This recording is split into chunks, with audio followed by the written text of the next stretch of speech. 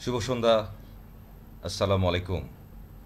সবাইকে আন্তরিক শুভেচ্ছা জানাচ্ছি আজকের রিল্যাক্স একান্ত আড্ডার সাথে থাকার জন্য। আমাদের নিয়মিত একটি প্রোগ্রাম, আমরা প্রতি শুক্রবারে রাতে এই প্রোগ্রাম করার চেষ্টা করি। কিছুটা সুন্দর সময় বন্ধুদের সাথে থাকার জন্য কবিতা আবৃত্তি এবং গল্পের সাথে। আহ, আজকেও আমার সাথে সংযুক্ত হচ্ছে আমার কিছু কবি আবৃত্তিকার বন্ধু। আমি এক এক করে আমন্ত্রণ করব। আমি শুরুতেই আমন্ত্রণ করছি আমাদের আহ, আমার প্রিয় বাচিক শিল্পী মেহজাবিন মিতি। মিতি, আপনাকে অসংখ্য ধন্যবাদ আমার সাথে থাকার জন্য।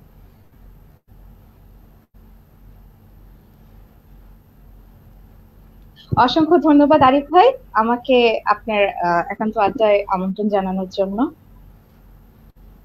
আমি আমন্ত্রণ জানাচ্ছি আমার আরেক পছন্দের বাচিক শিল্পী ইফাতারা সুলতানা। স্বাগতম আপনাকে আমার সাথে থাকার জন্য। ধন্যবাদ ভাইয়া। আসসালামু আলাইকুম সবাইকে। ওয়ালাইকুম আসসালাম। আমি আমন্ত্রণ জানাচ্ছি আমার আরেক পছন্দের বাচিক শিল্পী কবি নাবিলা নুপুর। অসংখ্য ধন্যবাদ। আ- আপনাকে স্বাগতম আমাদের রিল্যাক্স একান্ত আড্ডা প্রোগ্রামে। আমাদের সাথে আমাদের আরও একজন কবি বন্ধু সংযুক্ত হবে। উনি সংযুক্ত হতে পারেননি এখনো। ফুয়াদ শবনম ভাই, উনি আসলে আমাদের সাথে যুক্ত হবে। আহ, আমরা একটু সময় নিয়েছি। আমাদের 9টায় প্রোগ্রামটি শুরু করার কথা ছিল। আমরা সেই প্রোগ্রামটি হয়তো 10-12 মিনিট পরে শুরু করলাম। আন্তরিকভাবে দুঃখিত। সবাই একসাথে সংযুক্ত হতে একটু সময় লেগে গিয়েছিল আমাদের। আর প্রোগ্রামটি যেহেতু রিল্যাক্স রেডিও থেকে সরাসরি সম্প্রচার করা হয়, শিডিউলের একটু সমস্যা থাকার কারণে আমরা লিঙ্কটি আগে হাতে পাই না। তাহলে হয়তো একটু আগে প্রিপারেশন নিয়ে নিতে পারতাম। তো যে কারণে একটু দেরি হয়েছে, আমি ক্ষমা চেয়ে নিচ্ছি। শুরুতেই আমরা বলে নিই একটু একান্ত আড্ডা প্রোগ্রামটি সম্পর্কে একটা ছোট্ট ব্রিফ আমি করি সবসময়। আমরা বিভিন্ন লাইভ প্রোগ্রামগুলোতে সবসময় সংযুক্ত থাকি। সেই প্রোগ্রামগুলোতে হয়তো গান থাকে অথবা আবৃত্তি থাকে। এই প্রোগ্রামটি আমি আসলে সাজানোর চেষ্টা করি সবসময় একটু গল্প, একটু আড্ডা, একটু ব্যক্তিগত জীবনে ঘোরাঘুরি করা। আমরা যারা নিয়মিত অনলাইনে আবৃত্তি করছি, অনলাইনে সঙ্গীত করছি, আমরা আসলে এই আমিটাকে আমাদের খুব একটা ভালো করে হয়তো আমাদের যারা শ্রোতা মহল আছে, বন্ধুরা আছে, খুব ভালো করে হয়তো অনেকে জানেন না। সো এই প্রোগ্রামের মাধ্যমে আমরা যতটুকু ব্যক্তিগত জীবন সম্পর্কে বন্ধুদেরকে জানাতে চাই, পাবলিকলি ডিসক্লোজ করতে পারি, ঠিক ততটুকু গল্প করার জন্যই এই প্রোগ্রামটির নামকরণ করেছিলাম আমি একান্ত আড্ডা। আহ, আমি শুরু করছি।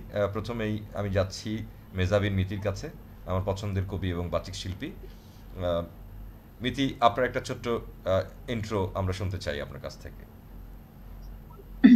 আচ্ছা, আরিফ ভাই, তার আগে একটু বলে নেই, এই প্রোগ্রামটা কি আপনার ইয়ে থেকে একটু শেয়ার করে দিবেন? আমি পাচ্ছি আম, না, আমি শেয়ার আমি হ্যাঁ, করাটা আচ্ছা, যাচ্ছে না, আমি কি দিচ্ছি। সম্ভব? আমি দিচ্ছি আপনার লিঙ্কটা। আমি একান্ত। লিঙ্কটা পেলেই আমি আপনাকে দিচ্ছি শেয়ারটা, শেয়ারের লিঙ্ক। আমি আহ, আমাদের ব্যাকস্টেজের ভাইয়াদেরকে অনুরোধ করব লিঙ্কটি আমার হোয়াটসঅ্যাপে একটু শেয়ার করার জন্য।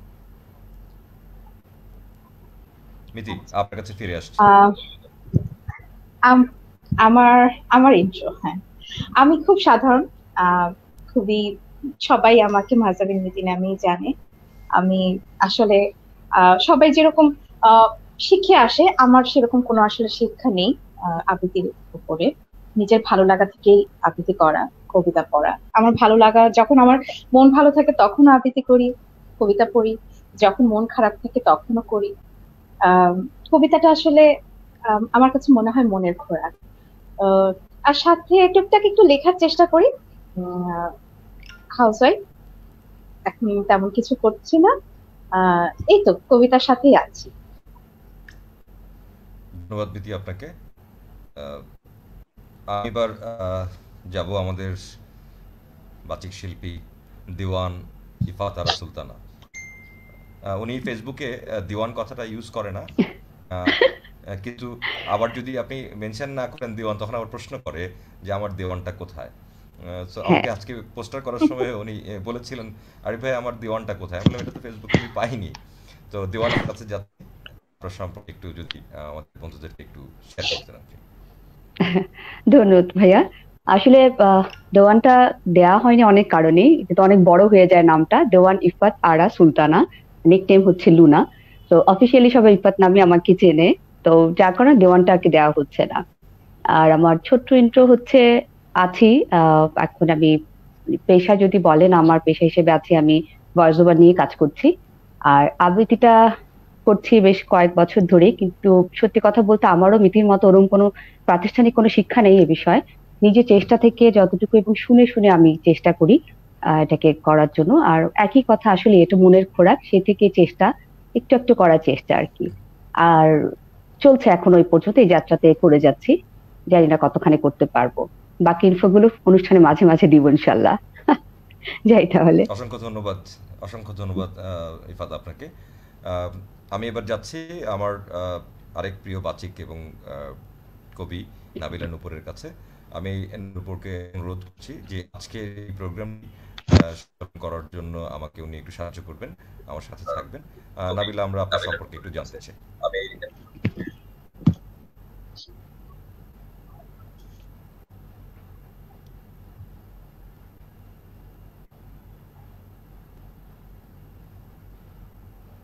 নেটওয়ার্কে অনেক প্রবলেম হচ্ছে।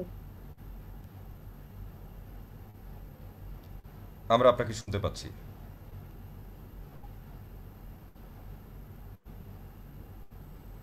হ্যাঁ, কিন্তু আমি আমি শুনতে পাইনি। আহ, আমার মনে হয় আপনার সংযোগটি একটু দুর্বল আজকে। আহ, আপনি যদি আমাদের কথা শুনতে পান তাহলে রিপ্লাই দিবেন, আর যদি মনে হয় যে প্রবলেম করছে তাহলে আরেকবার বিচ্ছিন্ন হয়ে আবার সংযোগ করলে মনে হয় সমস্যাটি সমাধান হতে পারে।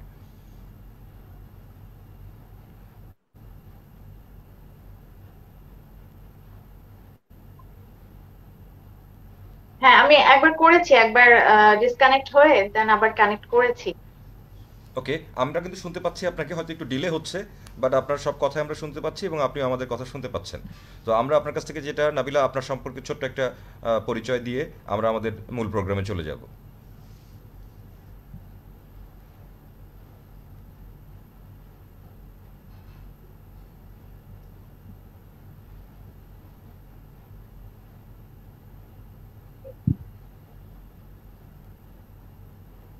আজকে আসলে আমার মনে হচ্ছে যে আমার নেটওয়ার্কটা প্রবলেম, যে কেটে কেটে যাচ্ছে বারবার। ঠিক আছে, আমরা তারপরে শুনতে পাচ্ছি আপনাকে। আপনি আপনার সম্পর্কে একটু বললে আমরা আমাদের মূল প্রোগ্রামে চলে যাব। আপনার একটা ছোট্ট পরিচয় আমাদেরকে দিবেন। আচ্ছা, আমি নাবিলা নূপুর, আমাকে তো সবাই চেনেন। আহ, আমিও প্রফেশনালিজম নেই বলতে পারেন, শখ করি কবিতা করা ভালোবেসে, এই তো।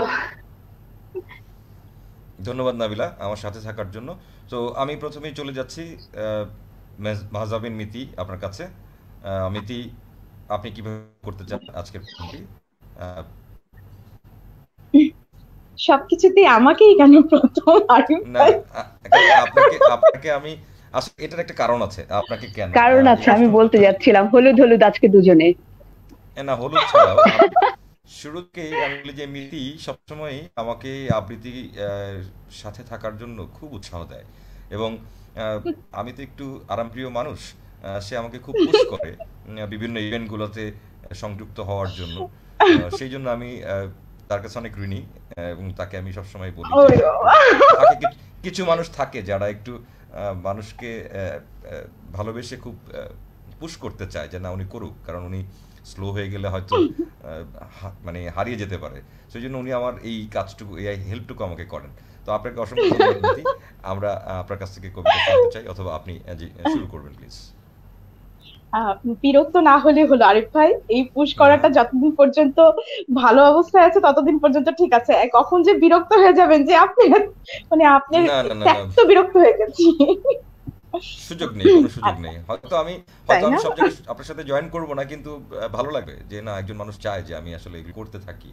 তারপর তো বুঝেন যে আসলে হ্যাঁ, আমি কর্মজীবন, কর্মব্যস্ততার ফাঁকে এই কাজগুলো করি, এটা শখ। হ্যাঁ, সো অনেক সময় হয়তো অনেক সেটা জায়গায় ঠিক, যুক্ত হতে পারি না, বাট সেটা ঠিক। থাকবো ইনশাআল্লাহ। আমি হ্যাঁ, আমি আসলেই চাই যে আমার পছন্দের মানুষগুলো আমার সাথে সবসময় থাকুক। এটা আমি সবসময় আচ্ছা, চাই। ইনশাআল্লাহ তো থাকবো। আপনাকে আমার আপনি আমার অসম্ভব পছন্দের একজন মানুষ, পছন্দের বাতি। আমি চাইবো এর জন্য সবসময় আমার সাথে সাথে আপনাকে, ইফাতকে, নাবিলা আপুকে বাহ, বা আরো আমার যারা যারা পছন্দের আছে তাদেরকে নিয়ে রান করতে। আচ্ছা, ভাগ্যিস অনেকক্ষণ মনে মনে কথা বললা বলে একটু ফেলেছি। নামটা। থ্যাংক ইউ ভাইয়া, আপনার না না না, বদলতে এটা নামটা কিন্তু শুনলাম। সত্যি, আচ্ছা, চলো আমরা এটা যাই কিন্তু শুনি। সত্যি। হ্যাঁ, আচ্ছা, আমি আমি আসলে কবিতাটা মানে কেমন করে আমার মধ্যে আসলে জাস্ট একটু ছোট্ট করে বলি। আমি হয়তো আরো দু একটা লাইভে আমি বলেছি, বাট এই লাইভে তো এগুলো বলা হয়নি। আমি যখন খুব ছোট, যখন আমি আসলে বুঝি না কবিতার মানে বুঝি না, আহ, দুইটা লাইন রবীন্দ্রনাথের, দুইটা লাইন আমার মাথায় কেন জানি গিয়ে ঢুকে গিয়েছিল। তো তখন ওই যে ঈদের মধ্যে কার্ড দেওয়ার একটা রীতি ছিল, বন্ধু বন্ধুকে কার্ড দিচ্ছে। তো ওইরকম একটা কার্ডের মধ্যে দুটা লাইন লেখা ছিল, কিন্তু ওই দুই লাইনের কি ছিল আমি জানি না, আমার মাথার মধ্যে ঢুকে গেছে। পরে যখন বড় হলাম, বুঝতে শিখলাম, তখন থেকে আসলে কবিতাকে ভালো লাগা, ভালোবাসা, কবিতার সাথে থাকা। আমি সেই কবিতা দিয়ে আজকে আমার প্রথম প্রথম আহ পরিবেশনাটা শুরু করতে যাচ্ছি। অবশ্যই। প্রহর শেষে আলোয় রাঙা সেদিন চৈত্র মাস, তোমার চোখে দেখেছিলাম আমার সর্বনাশ।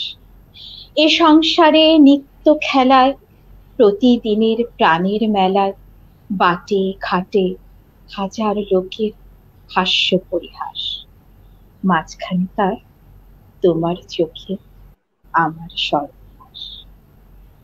আমের বনে দোলা লাগে, মুকুল পড়ে ঝরে, চিরকালের চেনা গন্ধ হাওয়ায় উঠে পড়ে, মঞ্জুরিত শাখায় শাখায়, মৌমাছিদের পাখায় পাখায়, ক্ষণে ক্ষণে বসন্ত দিন ফেলেছে নিঃশ্বাস, মাঝখানে তার তোমার চোখে আমার সর্বনাশ। ধন্যবাদ। লাইন দুটো ছিল মাঝখানে তার তোমার, মানে মাঝখানে তার তোমার চোখে আমার সর্বনাশ, এই দুইটা লাইনই কেন জানি মাথায় গেঁথে গিয়েছিল। তখন কিন্তু আসলে জানতাম না লাইন দুটার মানে। ধন্যবাদ। আম, তো জানি না এখন কেমন হলো। এই প্রশ্নটা কি করতে পারি আমি, যে এই সর্বনাশটা আসলে আহ, কে বা আমি কিভাবে জিজ্ঞেস হলো? করতে কে যাচ্ছিলাম। জড়িত ছিল, কে জড়িত কে ছিল? জড়িত ছিল? উম, আহ, কে জড়িত ছিল? এত ছোটবেলায়, এত ছোটবেলায় আসলে কে জড়িত ছিল সেটা মনেও নাই। তখন আসলে জড়িত থাকার মতন কোনো অবস্থাও ছিল না। মানে আর একটা সবাই অস্পষ্ট জানে, মেমোরি আসলে থাকে। একটা অস্পষ্ট একটু মেমোরি, বড় একটু এরকম এরকম অনেক, এরকম আসলে অনেকেই ছিল স্কুল লাইফে, অনেকেই ছিল। মানে ছিল বলতে আমার দিক থেকে ছিল না, কারণ আমি হচ্ছি অসম্ভব কনজারভেটিভ একটা ফ্যামিলির মেয়ে ছিলাম। আমাকে আমার আম্মু স্কুলে নিয়ে যেত, নিয়ে আসতো, এবং যত ধরনের চিঠি বা যা কিছু পাওয়া সব আমার আম্মুর হাতেই যেত। তো ওই চিঠি পর্যন্ত আমি কোনোদিন যেতে পারিনি। বা ফোন, তখন তো টিএনটি ফোনের যুগ ছিল, টিএনটি ফোনে কোনোদিন আমার শোনা হয়নি যে আমাকে কেউ ভালোবাসার কথা বলছে। ওটাও আমার আম্মু নিজ দায়িত্বে আমি সেজে শুনে নিত। এখন মাশাআল্লাহ, দারুণ সেই দিক দারুণ থেকে খুব আসলে, দারুণ বললেন। সেই দিক থেকে আসলে যদি বলতে হয়, আমার হাজবেন্ডই ছিল হয়তো বা আমার প্রথম প্রথম এবং সর্বনাশ, প্রথম সর্বনাশ। প্রথম সর্বনাশ। এটা যেন সুখে সর্বনাশ হয়, সেটাই আমরা আশা করি। ভাইয়া, আমরা কি এখন এটা না, শেয়ারে দিতে অনেকদিন পারবো হয়ে এখন? গেছে তো। নিশ্চয়ই হ্যাঁ, আমি তো আমি সেরে দিয়ে দিয়ে দিয়েছি। দিয়েছি। কই, আমি আমি কোনো কিছু আমি পাঠ সেরে পেলাম না। না, আমি আমি আচ্ছা, সেরে দিয়ে গ্রুপে দিয়েছি। আমি লিংকটা দিয়েছি, আপনি চাইলে এখন শেয়ার করতে পারেন। আমি হ্যাঁ, আমি জয়েন করেছি। ওকে, আমি হাই আমাদের সাথে ফুয়াদ। সংযুক্ত হয়েছেন আমাদের আহ, প্রিয় সাহিত্যিক এবং কবি ফুয়াদ শাবনম। ফুয়াদ ভাই, আপনাকে স্বাগতম রিল্যাক্স একান্ত আড্ডায় আমাদের সাথে থাকার জন্য। থ্যাংক ইউ, আপনি থ্যাংক ইউ, নিশ্চয়ই আমাদের শুনছেন। ধন্যবাদ মল্লিক ভাই। কথা শোনা যাচ্ছে তো? খুব সুন্দর শোনাচ্ছে। হ্যাঁ, শুনতে পাচ্ছি। ইফাত কেমন আছো? আলহামদুলিল্লাহ, খুব ভালো লাগলো, অনেকদিন পর নাবিলা দেখা। আপু, মেহজাবিন আপুকে সালাম দিলাম। আর আজকে যারা দর্শক দেখছেন এখানে, তাদের সকলকেই প্রাণ ঢালা শুভেচ্ছা ও সালাম। সরি একটু দেরি হয়ে গেছে, আসলে আমি আসলে একটু বাইরে ছিলাম, মানে এসে অ্যাটেন্ড করতে করতে একটু দেরি হয়ে গেল। না, আমরাও কোনো একটু দেরি সমস্যা নেই করেছি, ভাইয়া। অপেক্ষা করেছিলাম আপনার জন্য। সবাই একটু ঢুকতে দেরি হয়েছে। প্রোগ্রামটা আমাদের অনেক সময় ধরে প্রোগ্রামটা আমরা করব, যতক্ষণ আমাদের সাথে আমাদের শ্রোতা, আমাদের বন্ধুরা থাকে। ইফাত ভাই, আপনার কাছ থেকে আমরা কবিতা শুনবো। তো আমরা চলে আসি আমাদের দেওয়ান ইফাত আরা সুলতানা। এত বড় নাম বলবো না, শুধু দেওয়ান বলবো। না থাক, এই ফার্স্টেই বলেন। দেওয়ানটা আমার স্কুল কলেজে ওটা খুব ফেমাস, ওটা স্কুল কলেজে ওর নামেই সবাই চেনে। আচ্ছা, আসলে খুব সুন্দর। তো ইফাত, এখন আপনার কাছে আসছি, আপনি আমাদের জন্য কি করবেন, দর্শকদের জন্য আচ্ছা। আপনার কি উপস্থাপন এখন?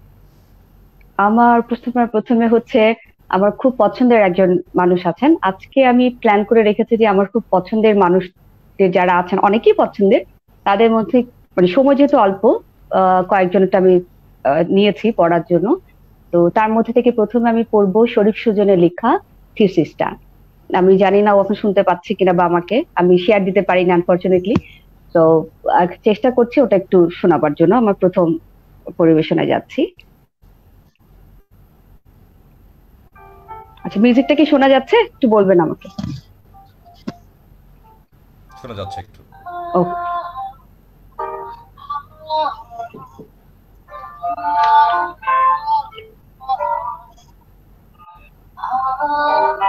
সকালে ঘুম থেকে উঠে একটা মিস কল দেখতে পেলাম। আমিও কল ব্যাক করে মিস কলে নাম লেখালাম। মোবাইল স্ক্রিন থেকে একটা দীর্ঘশ্বাস বেরিয়ে পুরো রুম জুড়ে একটা ধীরতা পেয়ে বসলো। বসেই রইলাম। একটা ফাঁকা শূন্যতায় ছিমছাম নীরবতার একটা প্রতিধ্বনি হয়। আমরা বুঝি, আমরাই কেবল সেটা বুঝি, অন্য কেউ না। আর সেই ফাঁকা জায়গাগুলো নতুন নোটিশ বোর্ডে ভরে যায় পরবর্তী বোঝাপড়ায়। মেসেজগুলো ইথারের মতো পৌঁছে যায় যে যার ঠিকানায়।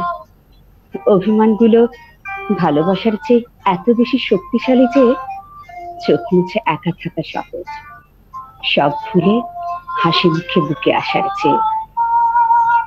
দুজোড়া হাত জোড়া জোড়া থেকে যায় স্পর্শ ছাড়া। দুটো মন ভালোবেসে পাশাপাশি থাকে, মানুষ দুটো আলাদা জিপিএসে। ধন্যবাদ। অসাধারণ, খুবই সুন্দর। খুবই সুন্দর, ভালো খুবই হয়েছে। সুন্দর। ক্লিয়ার শোনা গেছে? বুঝতে পারি। কিন্তু আমার কাছে মনে হয়েছে কি ইফাত, মিউজিকটা আমার একটু কাছে যেটা মনে হয়েছে চমৎকার। মিউজিকটা ছাড়াই, কমাতে হয়। মিউজিকটা ছাড়াই আমার মনে হচ্ছিল বেশি ভালো আসার কথা, নাকি বলেন আরিফ ভাই? হ্যাঁ, মিউজিকটা একটু বেশি কানে ছিল। আসছিল। হ্যাঁ, এটা একটু হ্যাঁ। বেশি ছিল। মিউজিকটার পরের Okay. আবৃত্তিগুলোতে মিউজিকটা যদি ইউজ করেন তাহলে আরেকটু ভলিউম কমিয়ে নিলে, কারণ Okay. স্ট্রিমিয়ার্ডে যেটা হয়, মিউজিক হুম এবং হুম। ভয়েস দুটোকে সিঙ্ক করাতে আসলে সমস্যা হয়ে যায়, কখনো আগে কখনো ঠিক আছে, পরে। তাহলে নেক্সট আর দিব না। সেটাও আমি করতে দুঃখিত পারেন, অথবা যে দিলে মানে আমার এটার জন্য খুবই কম। না, সুন্দর ছিল, খুব বেশ বেশ ভালো ছিল। আহ, আমি চলে আসতে চাই ফুয়াদ ভাই আপনার কাছে। ফুয়াদ ভাই, আমরা একটু আপনার সম্পর্কে শুনি। ফুয়াদ ভাই, আপনার ছোট্ট একটা ইন্ট্রো যদি আমাদের শ্রোতাদের জন্য আপনি দিতেন। আসলে ইন্ট্রোডিউস দেওয়ার মতো আমি তেমন কিছুই না। ইফাত মোটামুটি চিনা আমাকে, কারণ আমি পেশায় একজন ব্যবসায়ী। তবে আমার ব্যাকগ্রাউন্ড এডুকেশন ছিল ইংলিশ লিটারেচার। হয়তো ওখান থেকে একটা ভালো একটা বুনিয়াদ আমার মধ্যে ছিল, বা লেখালেখির ইচ্ছাও হয়তো ছিল। কিন্তু অ্যাকচুয়ালি যখন আমি ছাত্র জীবনে ছিলাম, আমি কিন্তু সব কবি সাহিত্যিক এদেরকে খ্যাপিয়ে বেড়াতাম আর কি। মানে ওই একটু ইয়া ছিল না, মানে এই তোদেরকে তোদের পেটে ভাত জুটবে না, এই টাইপের আর কি সাথে করে বেড়াতাম। তখন লেখালেখির সাথে আমি আসলে সম্পৃক্ত ছিলাম না। সাডেনলি এই যে অনলাইন গ্রুপগুলো আসলো, অনলাইন গ্রুপগুলো আসাতে গত 3-4 বছর আগে থেকে আমি এই অনলাইন গ্রুপগুলোর সাথে অ্যাড হলাম। তো প্রথমে আমি পাঠকই ছিলাম, তো পাঠক থাকতে থাকতে ওই লেখার যে টুকটাক ইচ্ছা ছিল, ওই লেখার টুকটাক ইচ্ছা থেকে লেখালেখি শুরু করি আমি। তো এই তারপরে অনেকগুলো যৌথ বই আসে, তবে একক বই এখনো আসে নেই। আমি এখনো একক বই, আমি মনে করি যে একক বইয়ের জন্য আমি এখনো রেডি হই নাই আর কি। তো মোটামুটি এই সবার পড়তে পড়তে পড়তে, আর তাছাড়া আমাদের যে যুগটা ছিল সেই সময় আমরা আসলে অনেক লেখালেখি পড়তাম। এক সময় ছোটবেলায় পড়তাম। আমার নানা ছিল আবার আমাদের শ্রদ্ধেয় বিদ্রোহী কবি কাজী নজরুল ইসলামের বন্ধু। তো ওনার একটা সংস্পর্শে থেকেও আমাদের অনেক কিছু পাওয়া হয়েছে, যে কারণ থেকে হয়তো ওই টান গুলা থেকে গেছে, ওখান থেকে লেখালেখি গুলা। বেসিক্যালি আমার লেখার সাবজেক্ট দুটাই, একটা হলো আমাদের দেশ, আর একটা হলো আমি সাধারণত ওই যে প্রেমের যে বিরহ চ্যাপ্টারটা আছে ওইটা নিয়ে সাধারণত লিখি। একদম টইটুম্বর করা প্রেম গুলো সাধারণত আমার লেখায় আসে না। যারা আমার লেখা মোটামুটি পড়েছে তারা জানে যে বিরহ চ্যাপ্টারটা নিয়ে আমার লিখতে ভালো লাগে। এই তো। অসংখ্য ধন্যবাদ ফুয়াদ ভাই আপনাকে। তো আমরা কি একটা আপনার স্বরচিত একটা কবিতা শুনতে পারি কিনা এখন? হ্যাঁ হ্যাঁ, অবশ্যই শোনানো যায়। আর আমি কিন্তু আগে প্লিজ। বলে নিচ্ছি, আমি কিন্তু বাচিক না। ইফফাতের মতো সুন্দর গলা, আপনার মতো সুন্দর ভয়েস আমার নাই। তো আমি না, আমার স্বরচিত বলে পড়ছি। নিশ্চয়ই আমরা আমরা চাই আপনার স্বরচিত একটি কবিতা শুনতে এখন। আমি আজকে একটা কবিতা পড়ি। এই কবিতার নাম হলো সেই মেয়েটার গল্প শোনো। বাহ, আমি এটা তোমার বলতে চাচ্ছিলাম মাত্র, তোমার খুব ভালো লেখে, এটা আমি করেছিলাম একবার লাইভে, খুব সুন্দর। হ্যাঁ হ্যাঁ, তুমি একটা লাইভে করেছো, হ্যাঁ ঠিক। হ্যাঁ, করো শুনি। সেই মেয়েটার খোঁজ জানো কেউ? কোন মেয়েটা? নদী না ঢেউ? কেন? সেই যে সেই মেয়েটা। রাত্রি হলো, জোনাক হলো, দিনের আলোয় মিলিয়ে গেল। সেই মেয়েটা একলা আঁধার কাঁদতো বসে ঘরের কোণে। তিনকুলে তার সবাই ছিল, তবু দুঃখ তাহার সঙ্গোপনে। সবাই শুধু ওপর দেখে, ভেতরটা তার কেউ বোঝে না। জীবনটা তার কলের গাড়ি, কর্ম ছাড়া অন্ন জোটে না। যদিও বা সে ঘরের লক্ষ্মী, কিন্তু সেটা মানত কজন?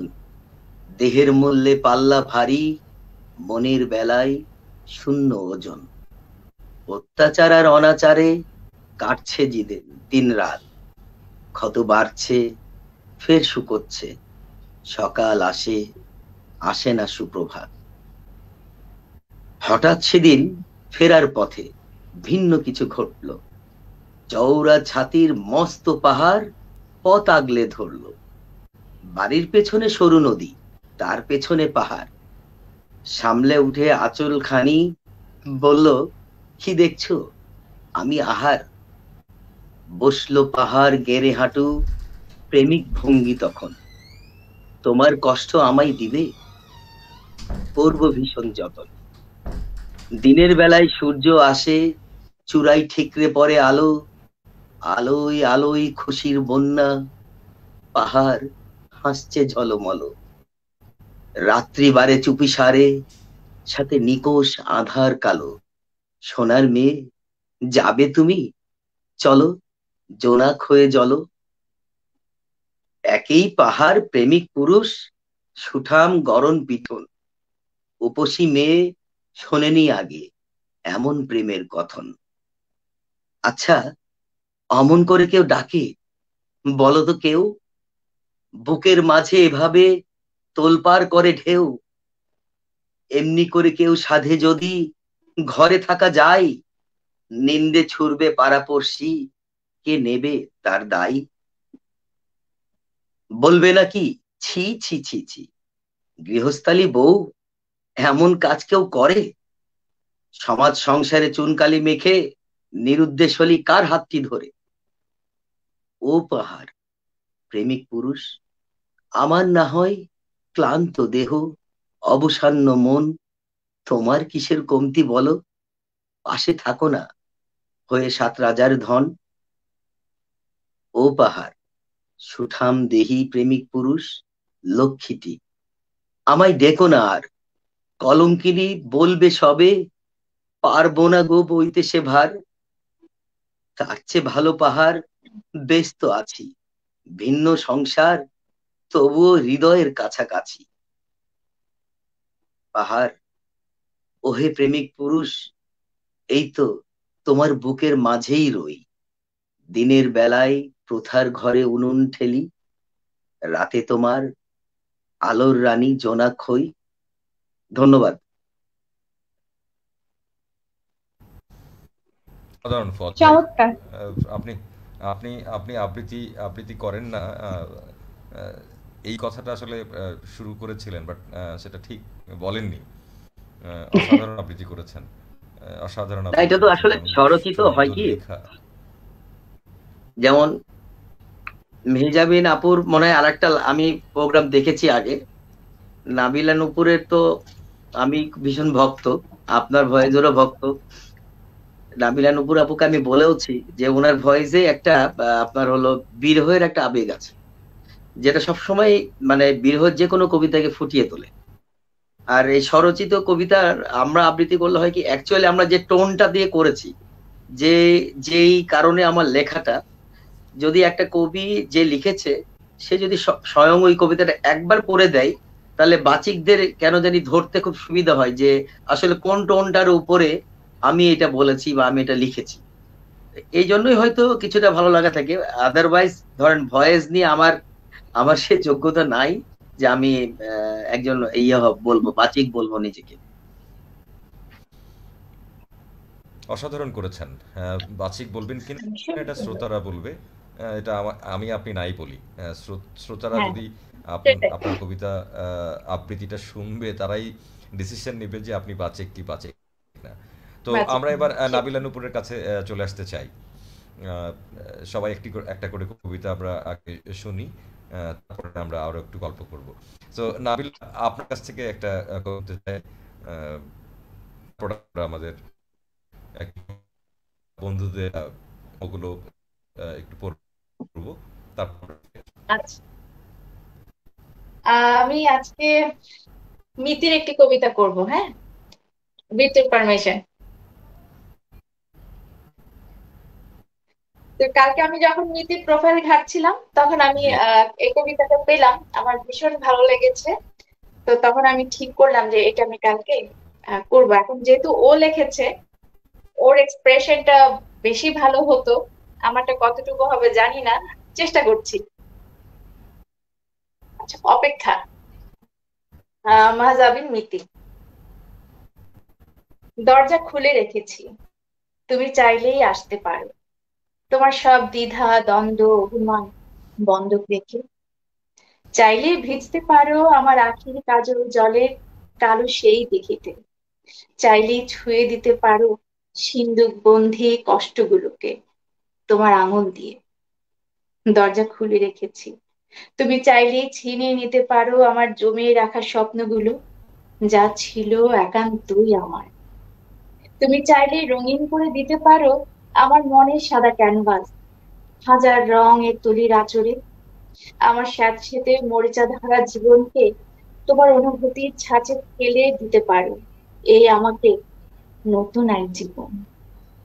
দরজা খুলে রেখেছি, এই আমি দরজার ওই পাশে অপেক্ষায় আছি, শুধু তোমার পায়ের আওয়াজ শোনার জন্য। দারুণ লিখেছে মিতি। এত খুব গুণ, সুন্দর মাশাল্লাহ। আবৃত্তি। তার আহ, তার তো লেখা, হ্যাঁ তার তো লেখা আমার খুব ভালো। মিদি নিশ্চয়ই শুনতে পাচ্ছেন আমাদেরকে?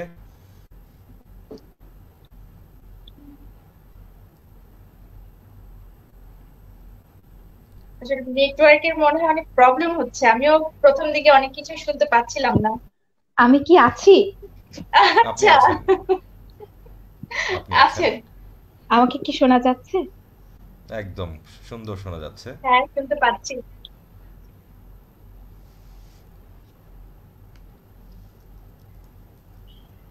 আচ্ছা, মানে শোনা যাচ্ছে তো? ইফাত, আমাকে শোনা যাচ্ছে?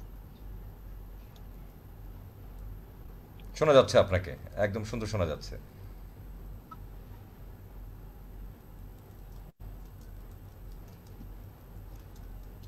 আচ্ছা, আমি আমি একটা একটু আগে ফুয়াদ ভাইয়া বললেন যে উনি বিরহ নিয়ে লিখতে বেশি ভালোবাসেন। হ্যাঁ, আপনার মানে ওনার লেখাটা বিরহতে আসে। তো সেই প্রসঙ্গে আমি যদি বলতে চাই যে অনেকেই বলে যখন দেখা যাচ্ছে কেউ প্রেমের কবিতা লিখছে, হ্যাঁ, তখন বলছে যে কি তুমি কি প্রেমে পড়েছো, এত প্রেমের প্রেমের কবিতা লিখছো। বা বিরহে থাকলে বলা হচ্ছে যে আহা এত কষ্ট, যে বিরহের কবিতা লিখছে। তো এখন আমি জানতে চাচ্ছি যে লেখার সাথে বাস্তবতার কতটুকু মিল, সেটা আমাকে বলবেন। আচ্ছা, আমি ফুয়াদ ভাইয়ের থেকে শুরু করছি, একজন একজন করে সবাই বলবেন। আসলে মানে লেখাটা হলো একটা অনুভূতি। হ্যাঁ, আমি ওই যে কলকাতার কবি রুদ্র গোস্বামী, উনি আমার খুব ভালো বন্ধু, বড় ভাইয়ের মতন, মেন্টর একজন। তো ওনাকে হুম। আমি আমি একদিন জিজ্ঞেস করেছিলাম যে কবিতা কি। তো ও স্ট্রেইট উত্তর দিল যে কবিতা হচ্ছে মনের কথা। দ্যাট মিনস আমরা মনে যাই রাখি সেই কথাটা যে বের করে নিয়ে আসে, সেটাই হলো কবিতা। তুমি যদি কবিতা। বলো, মানে আমাকে বলছে যে তুমি যদি বলো, দেখো যখন একটা কৃষক তার ধান ফলাচ্ছে, যখন একটা বাবা রৌদ্র ঘামে পুড়ে তার সন্তানের জন্য দুইটা রুটি কিনে নিয়ে আসছে, এটার মধ্যে কবিতা আছে। যখন মা 9 মাস পেটে রাখছে সন্তানকে, এটাও একটা কবিতা। তো কবিতা আসলে সবই, কবিতা মানে সবকিছুই। এখানে যারা বলে যে মানে লিখছো বলে তুমি কি প্রেম করছো, বা তুমি পরকিয়া করছো, বা তুমি কি এখন এত ছ্যাঁক খেয়েছো, আমাকে আজকেও আমার নিজের খালা লিখলো যে ব্যাপার কি, তুমি কদিন ধরে খালি এই ছ্যাঁক খাওয়া লিখে যাচ্ছ, কাহিনী কি তোমার। আমার আপন খালাই কমেন্ট করেছেন। তো কিন্তু আসলে ঘটনা হলো যে আমরা কিন্তু যারা লেখে তারা আছে না, ওই যে গাছ থেকে একটা পাতা ঝরে গেছে, ঝরে পড়ার পরে দেখা গেল যে 20টা পিঁপড়া ওই পাতাটাকে নিয়ে চলে যাচ্ছে। তো একজন সাধারণ যে যে মানুষ আছে, সে দেখবে যে হ্যাঁ একটা ঝরা পাতাই তো পড়েছে। তো কিন্তু একজন লেখক যে চিন্তা করে, সে চিন্তা করবে যে এটা একটা ঝরা পাতা না, এটা একটা আশ্রয়। 20 জন পিঁপড়া, 20টা পিঁপড়া। পিঁপড়া তার আশ্রয়কে নিয়ে সে যাচ্ছে। শুধু পাতাটা ঝরে গেছে বলেই ঝরা পাতার যে কোনো মূল্য নাই, আসলে কিন্তু কথাটা তা না। ওই ঝরা হুম, পাতাটা দিয়েই 20টা পিঁপড়া তার আশ্রয় খুঁজে পাচ্ছে, তার খুঁজে খাবার পেয়েছে। খুঁজে পাচ্ছে। তো যে আসলে চিন্তা করে, সে তারা চিন্তাই করে, তারা আমাকে নিয়ে করে, তারা মানে আশেপাশে পরিস্থিতিগুলো নিয়ে করে। আমাদের অনেক বন্ধু বান্ধব আছে না, আর আমাদের আহ, তো অতীতে কিছু প্রেম প্রেমের অভিজ্ঞতাও আছে। মেহজাবিন আপু তো বলেইছে, আমারও কিন্তু অ্যাফেয়ার ম্যারেজ। আমার ওয়াইফও না, একজন মেজাবান লেখে এবং না, মেজাবান আপু গীততেও লেখে। কিন্তু, আপনি কিন্তু বলে নাই যে প্রেম করেছেন। উনি প্রেম করে না, শুধু নাই, ওনার ওনার আম্মু, হাজবেন্ড যে ওনার ইন্সপায়ারেশন আম্মু, এটা বলেছে আর কি। না ওনার আম্মু সব নিয়ে মানে শুনে ফেলতো আর কি। মানে প্রেম করার আগে কি টেলিফোন আসলে আগে আন্টি সব শুনে টুনে ওখানে যাক, স্টপ আমি করে ফেলতো। আমি আমি প্রেম করে বিয়ে করেছি, অ্যাফেয়ার ম্যারেজ ছিল। আর যে লোকটা প্রেম করেনি, সেই লোকটা আসলে জীবনে কিছুই করেনি, তার জীবনটাই বৃথা আমি মনে করি আর কি। কারণ হলো যে এই পৃথিবীটাই প্রেমের উপরে ডিপেন্ড করে আল্লাহ তৈরি করেছে। তার নবীর প্রতি মহব্বতের থেকে তৈরি করেছে, মানুষের প্রতি মহব্বত থেকে তৈরি করেছে। তো সেই মহব্বতই যদি না করলাম, আসলে কিছুই করা হলো না পৃথিবীতে এসে। তো সেক্ষেত্রে আমি আমি খুবই প্রেমের মানে ফেভারের লোক।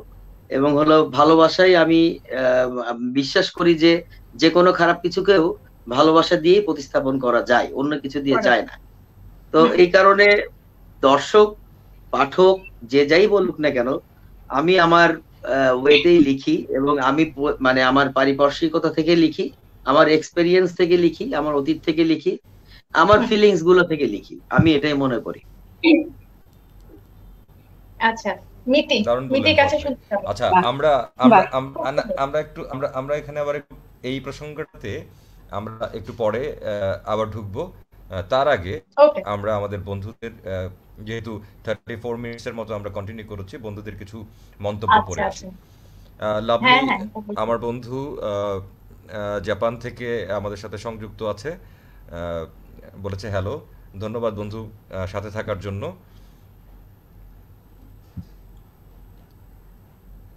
সৈয়দ মাহমুদুল হাসান, মেহজাবিন মিতি, আছি মিতি, আপনার আপনার জন্য আছেন, আমাদের প্রোগ্রামের জন্য আছেন। মুফতি ইসমাইল হুসাইন, সবার আলোচনা ভালো লাগছে, ধন্যবাদ আপনাকে সাথে থাকার জন্য। মোহাম্মদ ফাতে উদ্দিন জয়, ফ্যান্টাস্টিক, অসংখ্য ধন্যবাদ আপনাকে। শামসুন্নাহার রুবাইয়া, দারুণ আবৃত্তি। আমরা 5টি আবৃত্তি শুনেছি, শামসুন্নাহার বললে ভালো হতো যে কোন আবৃত্তিটি ভালো লেগেছে। নাদিয়া তাসনিম আমার বন্ধু, মালয়েশিয়া থেকে সংযুক্ত আছে, আমার খুব পছন্দের কবি, যার কবিতা শুরু মানে আবৃত্তি করতে আমার আবৃত্তি চর্চা। আমার দু তিনজন বন্ধু আছে যার কবিতাগুলো দিয়েই আমার আবৃত্তি জগৎ শুরু হয়েছে। Nadia is one of them, আমার খুবই কাছের একজন মানুষ। ধন্যবাদ নাদিয়ার সাথে থাকার জন্য।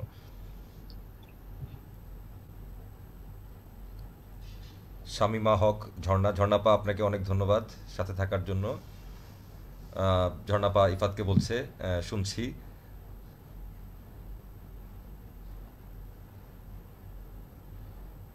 খুব সুন্দর হয়েছে ইফাত। ঝর্ণাপা আপনার অনেক প্রশংসা করছেন আপনার আবৃত্তির। কবির হুসাইন চমৎকার, ধন্যবাদ কবির আমাদের সাথে থাকার জন্য। স্বপ্না খাতুন, ভীষণ ভালো লাগছে সবার আলোচনা, শুভকামনা সবার জন্য। আপনাকে অসংখ্য ধন্যবাদ আমাদের সাথে থাকার জন্য। সাদিয়া চৌধুরী, সাউন্ডটা ক্লিয়ার না বলতে চেয়েছেন হয়তো উনি। সাদিয়া তার কবি, আমরা চেষ্টা করছি সংযুক্ত থাকার জন্য, সাউন্ড ক্লিয়ার করার জন্য। সোহেল রানা, মিতি আপু আপনার মেসেজ আপনি পড়তে পারেন। আপনাকে মিতি আপু সহ সবাইকে আন্তরিক অভিনন্দন জানাচ্ছি। ধন্যবাদ সোহেল ভাই আপনাকে আমাদের সাথে থাকার জন্য।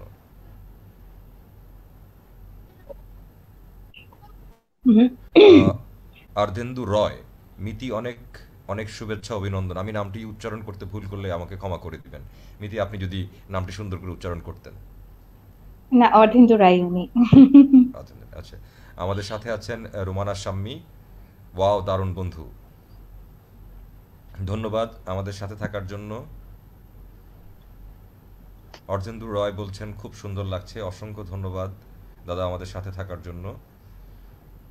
বিলকিস আলম, সালাম আলাইকুম, সুন্দর কণ্ঠ, আবৃত্তি ভালো লাগলো। মেহেদি হাসান, শুভকামনা মিতি আপু, মিতি আপুর জন্য শুভকামনা জানাচ্ছেন মেহেদি হাসান ভাই। মেহেদি ভাই আপনি আমাদের সাথে থাকার জন্য অসংখ্য ধন্যবাদ আপনাকে। গাজী শাহাবুদ্দিন, ফুয়াদ একটা প্রেমের অভিজ্ঞতা বলে না, একাধিককে বলে, তুই আমাদের একটু খুলে বল। এটা হলো পাজি গাজী আর কি, হ্যাঁ, ওর জন্য ওর আসলেই পাপি, মানে একদিন মল্লিক ভাই, মল্লিক ভাই গাজীকে একদিন আপনারা নিয়ে আসেন, ওর সাহিত্যের ডেপ এবং বাংলা সাহিত্যকে ঘিরে ওর ডেপ দেখলে আপনি অবাক হয়ে যাবেন। ও খুবই ভালো রাইটার একজন, ওর প্রায় 7-8টা বই আছে এবং ওর কাছ থেকে আমরা শিখি অ্যাকচুয়ালি। ও আসলেই ভীষণ, ওর ভিতরে মানে সাহিত্যিক ডেপটা আছে। এবং এই যে বাংলা সাহিত্যের যে ইতিহাস, আমি 2-3 জনকে দেখেছি তাদের মধ্যে এ ধরনের ডেপ নিয়ে যারা কাজ করে। এবং এই যে ছন্দ আমরা যে লিখি, আমরা অনেকেই বুঝি না, মিত্রাক্ষর, এই যে বিভিন্ন রকম ছন্দ হয়, মানে ওর সামনে লিখলে, এখন লিখতেও আমার ভয় করে, বুঝছেন, লিখলে পরেও ফটফট করে ধরবে, এই তোর এই ছন্দের ভুল, তোর এই মাত্রায় ভুল, তোর এই তালে ভুল। একদিন ওকে নিয়ে আসে মনে হয় স্বভাব না, গাজীর স্বভাবটাই মনে হয় এমন, তাই না? আরে সেই মানে গাজীকে তো সারাক্ষণ আমি পাজি বলে ডাকি। আমি কিন্তু ওকে পাজি বলে ডাকি, ও খুব ভালো করে জানে যে ওকে আমি পাজি বলেই ডাকি। আচ্ছা, আমাদের যদি আরো কিছু মেসেজ থাকে, আমরা আর 2 মিনিট আমরা মেসেজগুলো একটু পড়ি, তারপর আমরা আবার আবৃত্তিতে ফিরে যাব। আচ্ছা আরিফ ভাই, ঠিক মতন শোনা যাচ্ছে তো না? আমি একটু শুনতে প্রবলেম হচ্ছে। বিলকিস আলম, বাট আমি শুনতে পাচ্ছি কথাগুলো, হয়তো নেটওয়ার্ক ড্রপ করে, ঠিক হয়ে যাবে।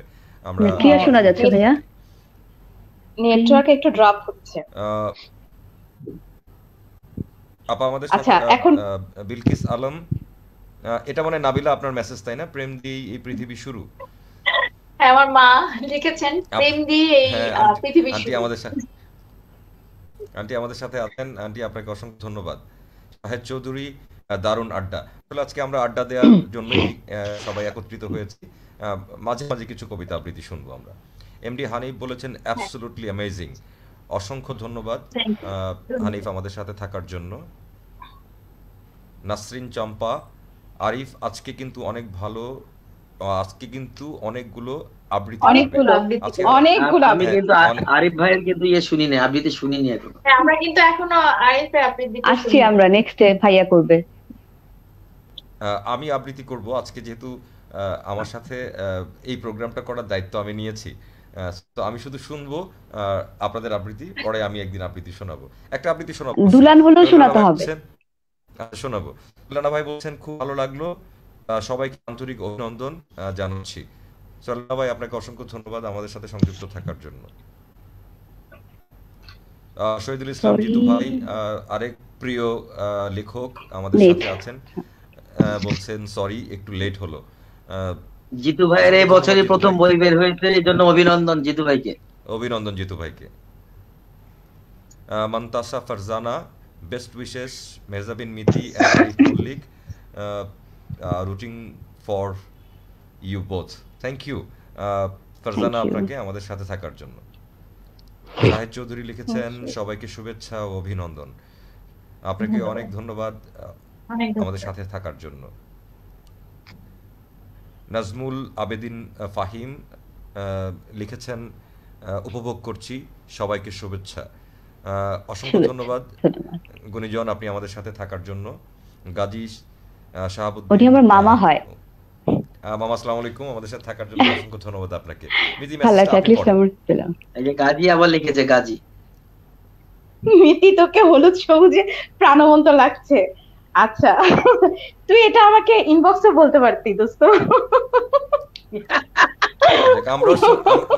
আমরাও শুনলাম বন্ধুদের কথোপকথন, যদি সব যেগুলো পাবলিকলি আমরা শুনতে পারি। ধন্যবাদ আপনি আমাদের সাথে শেয়ার করেছেন। তাহলে আমরা আবার ফিরে যাই আমাদের আবৃত্তিতে। আমরা মিতির কাছে আবার চলে যেতে চাই। আচ্ছা, মিতিকে দিয়ে আমরা শুরু করেছিলাম, আমরা এই রুটিনটাই ফলো করব। ঠিক আছে। আমি একটু আগে জিতু ভাইকে দেখলাম, আমি এখন তাহলে জিতু ভাইয়ের বইটা নিয়ে বসেছি। একটা জিতু ভাইয়ের কবিতাই করতে চাচ্ছি। উনি আমার মানে খুব পছন্দের একজন কবি। আমার আসলে সবাই পছন্দের কবি। নাবিল আপুর কবিতা পড়া হয়, সালম ভাইয়ের কবিতা পড়া হয়, সবার কবিতা পড়া হয় আমার। তো সবার আজকে তো সবার কবিতা করা সম্ভব হবে না, তাই কিছু কিছু পছন্দের কবিতা রাখার চেষ্টা করেছি। তো জিতু ভাইয়ের একটা কবিতা আমি একটু করতে চাচ্ছি। ভুল ত্রুটি হলে তো অবশ্যই মার্জনীয়। আচ্ছা, করছি। মোমের শরীর নির্দ্বিধায় ছুঁতে পারো, অতটা আমি পাথর নই যতটা তুমি মনে করো। আসলে আমার মোমের শরীর অল্প তাপেই গলে পড়ে। পাঁজরের হাড়, মাংসবহুল পেশিবহুল মাংসপিণ্ড, বুকের খাঁচা, সেই ভয়েতেই পাষাণ হওয়া, পাহাড় পাথর পুষে রাখা। তুমি কি ভালোবাসা? তাহলে নির্দ্বিধায় ছুঁতে পারো, অতটা আমি পাথর নই যতটা তুমি মনে করো। যদি দাও মায়ার কায়া, ঠোঁটের নিচে আদরের ছায়া, বন্যতাকে ভুলে গিয়ে বৈশাখ শ্রাবণ মুছে নিয়ে বুক পকেটে শরৎ বসিয়ে ভাগ করে নেব প্রেমের শরীর। তুমি কি নীর হবে? তাহলে নির্দ্বিধায় ছুঁতে পারো, অতটা আমি পাথর নই যতটা তুমি মনে করো। ধন্যবাদ জিতু ভাই। এই কবিতাটা এটা আমি আগেও করেছি, আমার খুব পছন্দের কবিতার মধ্যে একটা। আজকে কেমন হলো জানি না, চেষ্টা করেছি। দুর্দান্ত, তোমার আবৃত্তি মানে দুর্দান্ত। Thank you. আচ্ছা, আমরা কথা না গিয়ে আমরা চলেছি আমাদের দেওয়ান বন্ধুর কাছে। দেয়ান বন্ধু আমাদেরকে এখন আবার একটি কবিতা আবৃত্তি শোনাবে, তারপর আমরা আবার এই কবিতার আবৃত্তি স্লটটা শেষ হলে আমরা আবার গল্পে চলে যাব। সবার এত সুন্দর সুন্দর শুনে আমি বুঝতে পারছি না কি করব। হ্যাঁ, শুনছি আসলে। আচ্ছা, চেষ্টা করছি এখন আজকে সব ভালোবাসার করার চেষ্টা করব। যেটা বললো ফুয়াদ যে প্রেম ভালোবাসা এগুলো ছাড়া তো কবিতা হয় না, এগুলো তো মূল বিষয় কবিদের। তো সেখান থেকে একটু করার চেষ্টা করছি। এখন যা লেখা করব হচ্ছে, আপনারা সবাই জানেন পেন্সিল একটা খুব বড় অনলাইন প্ল্যাটফর্ম সাহিত্যের জগতে। পেন্সিলের যে অ্যাডমিন আছেন মোহাম্মদ আনোয়ার, ওর লেখা, আমাদের বন্ধু হয়তো তুমি করে বললাম, দুঃখিত, ওনার লেখা ছোট ছোট লিখি, খুব সম্ভবত এবার ওর বইমেলা বই এসছে, আর প্রথম ওর কাব্যগ্রন্থ এসছে। ওখান থেকে আমি একটা লেখা করবার চেষ্টা করছি, অসমাপ্ত শব্দগুচ্ছ। এটাও লিখেছে জানুয়ারি 28, 2019 লিখেছিল লেখাটা। একটু ভিন্নভাবে করার চেষ্টা করছি, ভুল ত্রুটি ক্ষমা করবে। আমি জানি না আনোয়ার শুনতে পাচ্ছি কিনা বা দেখছি কিনা, পরে দেখে নিবে। কতবার ভেবেছিনু আপনা ভুলিয়া, তোমার চরণে দিব হৃদয় খুলিয়া। কতবার ভেবেছিনু আপনা ভুলিয়া। ধরো যদি আকাশটা ঝুঁকে এসে বলে, তোমার কানে কানে বলে যায় ভালোবাসি ভালোবাসি, মানবে? বা ধরো কোনো এক গধূলি বেলায় পশ্চিম জুড়ে 7 রং এক হয়ে হয়ে মিলেমিশে লিখে দেয় ভালোবাসি ভালোবাসি, বুঝবে? এই যে নীরব রাত, এই যে নীরবতায় ঢাকা মুহূর্ত তোমার স্মরণ করে। কাব্যের নহর বইতে থাকা এই নীরবতা কখনো যদি সরব হয়, তোমায় আলতো ছুঁয়ে দিয়ে জানান দেয় ভালোবাসি ভালোবাসি ভালোবাসি। বলো, তবু কি অবুঝা প্রেমিকা হয়েই রবে? চরণে ধরিয়া তব কহিব প্রকাশী, গোপনে তোমারে সখা কত ভালোবাসি। ধন্যবাদ। বাহ, অসাধারণ, অসাধারণ, একদম ভিন্ন ধরনের গানও পেয়ে গেলাম। প্রথমে গানটা ছিল খুব সারপ্রাইজিং। এই ইফাত, একের ভিতরে সব গান, বাবা তোমাদের মতো না। ভালো গান কিন্তু আমার ধারণা ছিল না কিছু। হ্যাঁ, এটা কিন্তু আমার ধারণা ছিল না। তার তো আবৃত্তি আমার সবসময় ভালো লাগে, বাট গান যে এত সুন্দর করেন এটা কিন্তু জানা ছিল না। এই যে একান্ত আড্ডার সার্থক কথা লেখাটা, আমার হঠাৎ মনে হলো এটার সাথে কিছু একটা করি, সেজন্য খুব ভালো করেছেন। যাক, এখন থেকে গান শোনা যাবে। ওরে আল্লাহ, না না ওরকম কিছু না আপু। আমি সত্যি কথা একদম মানে ক্যামেরার পেছনের মানুষ, মানে আমি আসলে ব্যাক এন্ডে কাজ করতে খুব বেশি স্বাচ্ছন্দ্য বোধ করি। তো মানে যেটা মিতিকে বলছিলাম আজকে, যে আমি মানে সাহস হলো আমার এই লাইভে আসা, আমার এই এতটা সাহস কখনই আমি জোগাতে পারিনি, সত্যি কথা। আমার খুব মানে লাইভে আমি আসতে পারিনি, মানে এটা আমার তো ফিট। তো সবার ভালোবাসা উৎসাহ পেলে ইনশাল্লাহ আগাতে পারবো আশা করি। সেটাই না আসতে পারলে তো এই জানাটাই হতো না। আর আসার জন্য আমি জানতে পারলাম, দেখতে পাচ্ছি, শুনতে পাচ্ছি, তাই না? সেজন্য আপনাদেরকে অনেক ধন্যবাদ যে সুযোগ দেওয়ার জন্য। আসলে আমি আসলে সত্যি কথা যে আমি আগে তোমাকে কখনো শুনিনি, আমি তুমি করে বলছি। অবশ্যই অবশ্যই, জি। আমি সত্যি ভীষণ ভালো লাগছে। ইফাত আমাদের অনেক ছোট, 7-8 বছরের ছোট। থাক, আমরা ওই প্রসঙ্গে না যাই। হ্যাঁ, ছোট বড় প্রসঙ্গে না যাই। আচ্ছা, আমরা ফুয়াদ ভাইতে চলে যাই আবার। ফুয়াদ ভাই, আপনার স্বরচিত আরেকটি কবিতা আমরা শুনতে চাই। একটা কবিতা আমি করেছিলাম। আমি আসলে পদ্মাপাড়ার ছেলে। আমি আমার শৈশব কাটিয়েছি রাজশাহীতে, আমার জন্মস্থান রাজশাহীতে। তো আমি রাজশাহীকে খুব ভালোবাসি, আমার জন্মস্থানকে খুবই ভালোবাসি, আমার জন্মস্থানের কবরস্থানকেও আমি ভালোবাসি। কতটা ভালোবাসি, ক্যান নট ইমাজিন, যে আমি রাজশাহীতে গেলেও এখনো কবরস্থানে দেখতে যাই কবরস্থানকে। আর পদ্মা পাড় তো থাকলোই। তো আমার রাজশাহীতে অনেক দিন কেটেছে, আমার অনেক বন্ধু ছিল। আমার বন্ধু যেমন রিক্সাওয়ালা বন্ধু ছিল, আমার আবার একদম ধর্নাঢ্য অনেক মানে পাজেরো গাড়ি করে সেই সময়কার চলা বন্ধুও ছিল। কিন্তু আমি আমি দেখেছি যে একটা রিক্সাওয়ালার মধ্যে যে মানবতা টা থাকে, একটা ওই ওই লেভেলের মানুষের মধ্যে সেই মানবতা আমি একদম ওই লেভেলটা খুঁজে পাইনি। একটা বলে না যে একটা গরিবের জন্য একটা গরিবেরই যে মায়াটা থাকে, ওটা আসলে বড় লোকদের গরিবদের জন্য সেই মায়াটা সেম সিমিলার থাকে না। আমি মানে sorry to say, I have to say এটা। তো ওই ছেলেবেলার প্রেক্ষাপট থেকে আমি একটা কবিতা লিখেছিলাম, অমলের বন্ধু অমলের কাছে চিঠি। এবং এই এই কবিতাটাতে আমার জীবনের অনেকখানি শৈশব উঠে এসেছে। তো আমি আসলে খুব চঞ্চল ছিলাম, একটু মস্তান গোছেরও ছিলাম, মারপিট টারপিটও করে বেড়াতাম আর সেই সময়। তো সেইগুলো নিয়েই লেখা এই কবিতাটা। আমাদের শ্রদ্ধেয় লেনিন ভাই, অনেকে হয়তো চেনেন, ইফাত চিনে।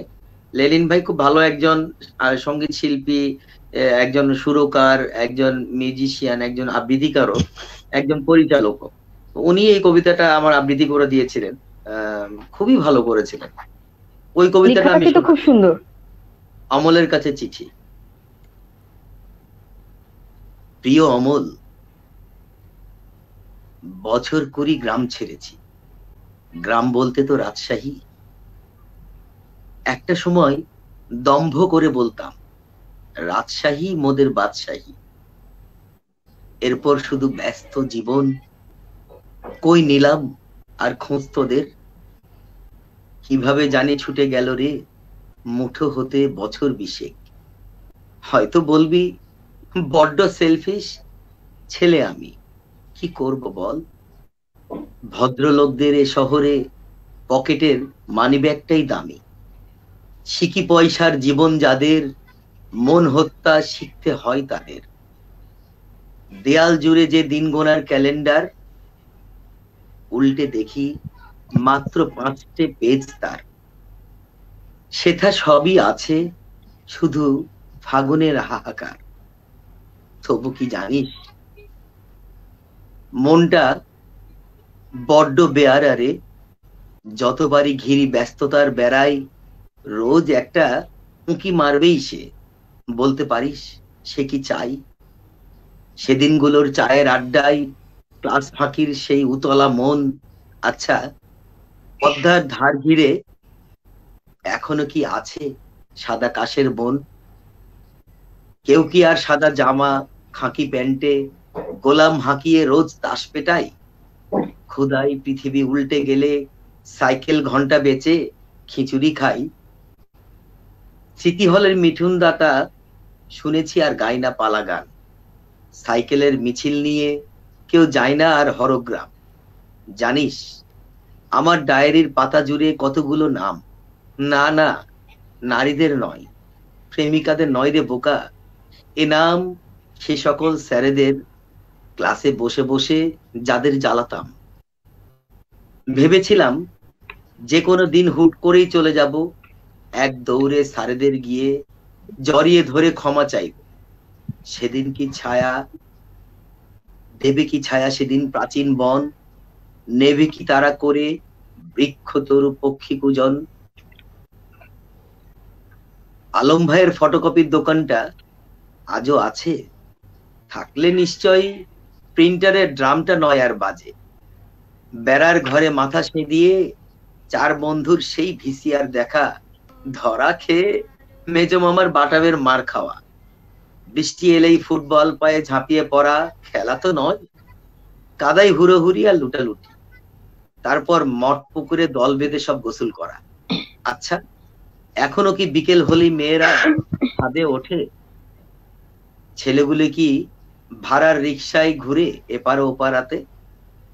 অমল, বছর 20 নেই কোনো যোগাযোগ। জানি হয়তো খুব রেগেই আছিস, নয়তো পুষে রেখেছিস কোন দুঃখ বোধ। বন্ধু আমার হাজার ছিল, তোর মতো করে বুঝতো কজন। প্রাণের চেয়েও প্রিয় ছিলি তুই, তুই বন্ধু, তুই স্বজন। সাদেই কি আর গ্রাম ছাড়লাম, শহরে ভিড়ে নিজেকে হারালাম। পেটের টান বলে যেই রূঢ় বাস্তবতাটা আছে, তার কাছে শান্তি, শৈশব, কৈশোর সকলই হার মেনেছে। কে বলেছে শুধু নিঃশ্বাস বন্ধ হলেই মানুষ হারায়? কিছু বন্ধন, কিছু শেকল এমনও থাকে যাতে বাঁধ পড়লে মাও সন্তান খোয়ায়। যেমনি হারালাম বড় ভাইটিকে মোর বিবাহোত্তর। আচ্ছা, বাবা মা কাটিয়ে উঠবে কিরে সেই শোকের ঘোর? বলতে পারিস, বলতে পারিস পরিবারে এখন আমি সবার বড়, দায়িত্বের লিস্টিটাও তাই লম্বা হয়েছে আরো। সব দিকে সামাল দিতে গিয়ে যখনই বেসামাল হই, তখনই জানিস বাবার সেই কথাটা মনে পড়ে যায়। ওঠে খ্যাপা বাদ্য বাজা, ওই ছুটে যায় আমার দামাল। যাগ্গে সেসব, এবার ফিরি মনের গহীন কথায়। কি জানিস, আমি মরে যাচ্ছি বিচ্ছেদ বেদনায়, মরে যাচ্ছি ভীষণ শোক যন্ত্রণায়। একে একে সকলেই যাবে চলে, সেটাই স্বাভাবিক। তবু অঙ্কুর বাদশাদের অপরিণত মৃত্যুই কাঁদায় অধিক। বলতো, এমন কোনো দিন ছিল যেদিন অঙ্কুর ক্লাসে মার না খেত, আমাদের না হাসাতো? আজও জানিস, খুব হাসি পেলে ওর চেহারায় ভেসে ওঠে সঙ্গোপনে। অ্যান্ড্রিন কি এতটাই বিষাক্ত, কেড়ে নেয় হাসি, কেড়ে নেয় শ্বাস। শুনেছি কোন এক নারীতে সে ছিল আসক্ত। বলি বলি করেও হয়নি তোকে বলা, বাদশা ছিল আমার ভীষণ আপন। বিপদে আপদে হাত বাড়াতো যখন তখন, তখন রাত ভোর কি দুপুর একটাই ছিল কমন নাম। যখনই খুলতাম চোখ, অভাবটাকেই টের পেতাম। একটা দুপুর অলস বেলা, চোখের জল লুকোই মা বল বলল, ও কিছু না, পড়েছে ময়লা। আমি দেখলাম উদাস হাড়ি, কড়াইয়ের মন মরা। বুঝলাম আজও যাবে উপোস, জোটেনি বাজারের পয়সা। কোথা হতে বাদশা এলো ছুটে, দুশের চাল আলু তেল হাতে। আজ বাদশার মুখখানা অপরিচিত লাগে। আমি বললাম, কিরে, সানগ্লাসটা যে এলি ছেড়ে? হেসে উঠে ও বলল, ওটার বদলে আমি বন্ধুত্বের সূর্য এনেছি কিনে। জানিস, নীরবে নির্বিঘ্নে ওরা আমায় ঘিরে ধরে। আমার মৌলিক চাহিদা মেটাবার ব্যস্ততা ধিক্কার দেয় আমারে। ওদের নীরবতার চাবুকের কষাঘাতে আমি জর্জরিত। শতাব্দীর ভালো থাকার প্রয়াসে বন্ধু মন ওষ্ঠাগত। আজ তবু জীবন সায়ান্নে দাঁড়িয়ে পুরনো বন্ধুগুলিকে বুকে নিয়ে মিলিয়ে যেতে চাই নদীর ওই পারে দুই হাত বাড়িয়ে। ভালো থাকিস, পত্র লিখিস, জলদি ফিরবো তোদের দলে। কে বলল যে যাই ফিরে আর আসে না রে? আমি আসবো, আমি রইব তোদের মাঝেই, তোদের মাঝেই পাবো আপন ইতি, তোদের বিচ্ছু সনম। ধন্যবাদ। অনেক বড় কবিতা, বাহ, খুব সুন্দর কথা। অনেকটা সময় আটকে অনেক সুন্দর, খুব সুন্দর। মানে প্রতিটি কথার মাঝে মনে হচ্ছে যে হারিয়ে গিয়েছি, বা মনে হচ্ছে যে আমি ভিজুয়ালাইজেশন যেটা সেটা আমি করতে পারছি, দেখতে পাচ্ছি, এমন একটা ব্যাপার। হুম। আসলে খুব থ্যাংক ইউ, সুন্দর, থ্যাংক এটা ইউ। আমি আগেও পড়েছিলাম এটা। খুবই সুন্দর। আচ্ছা,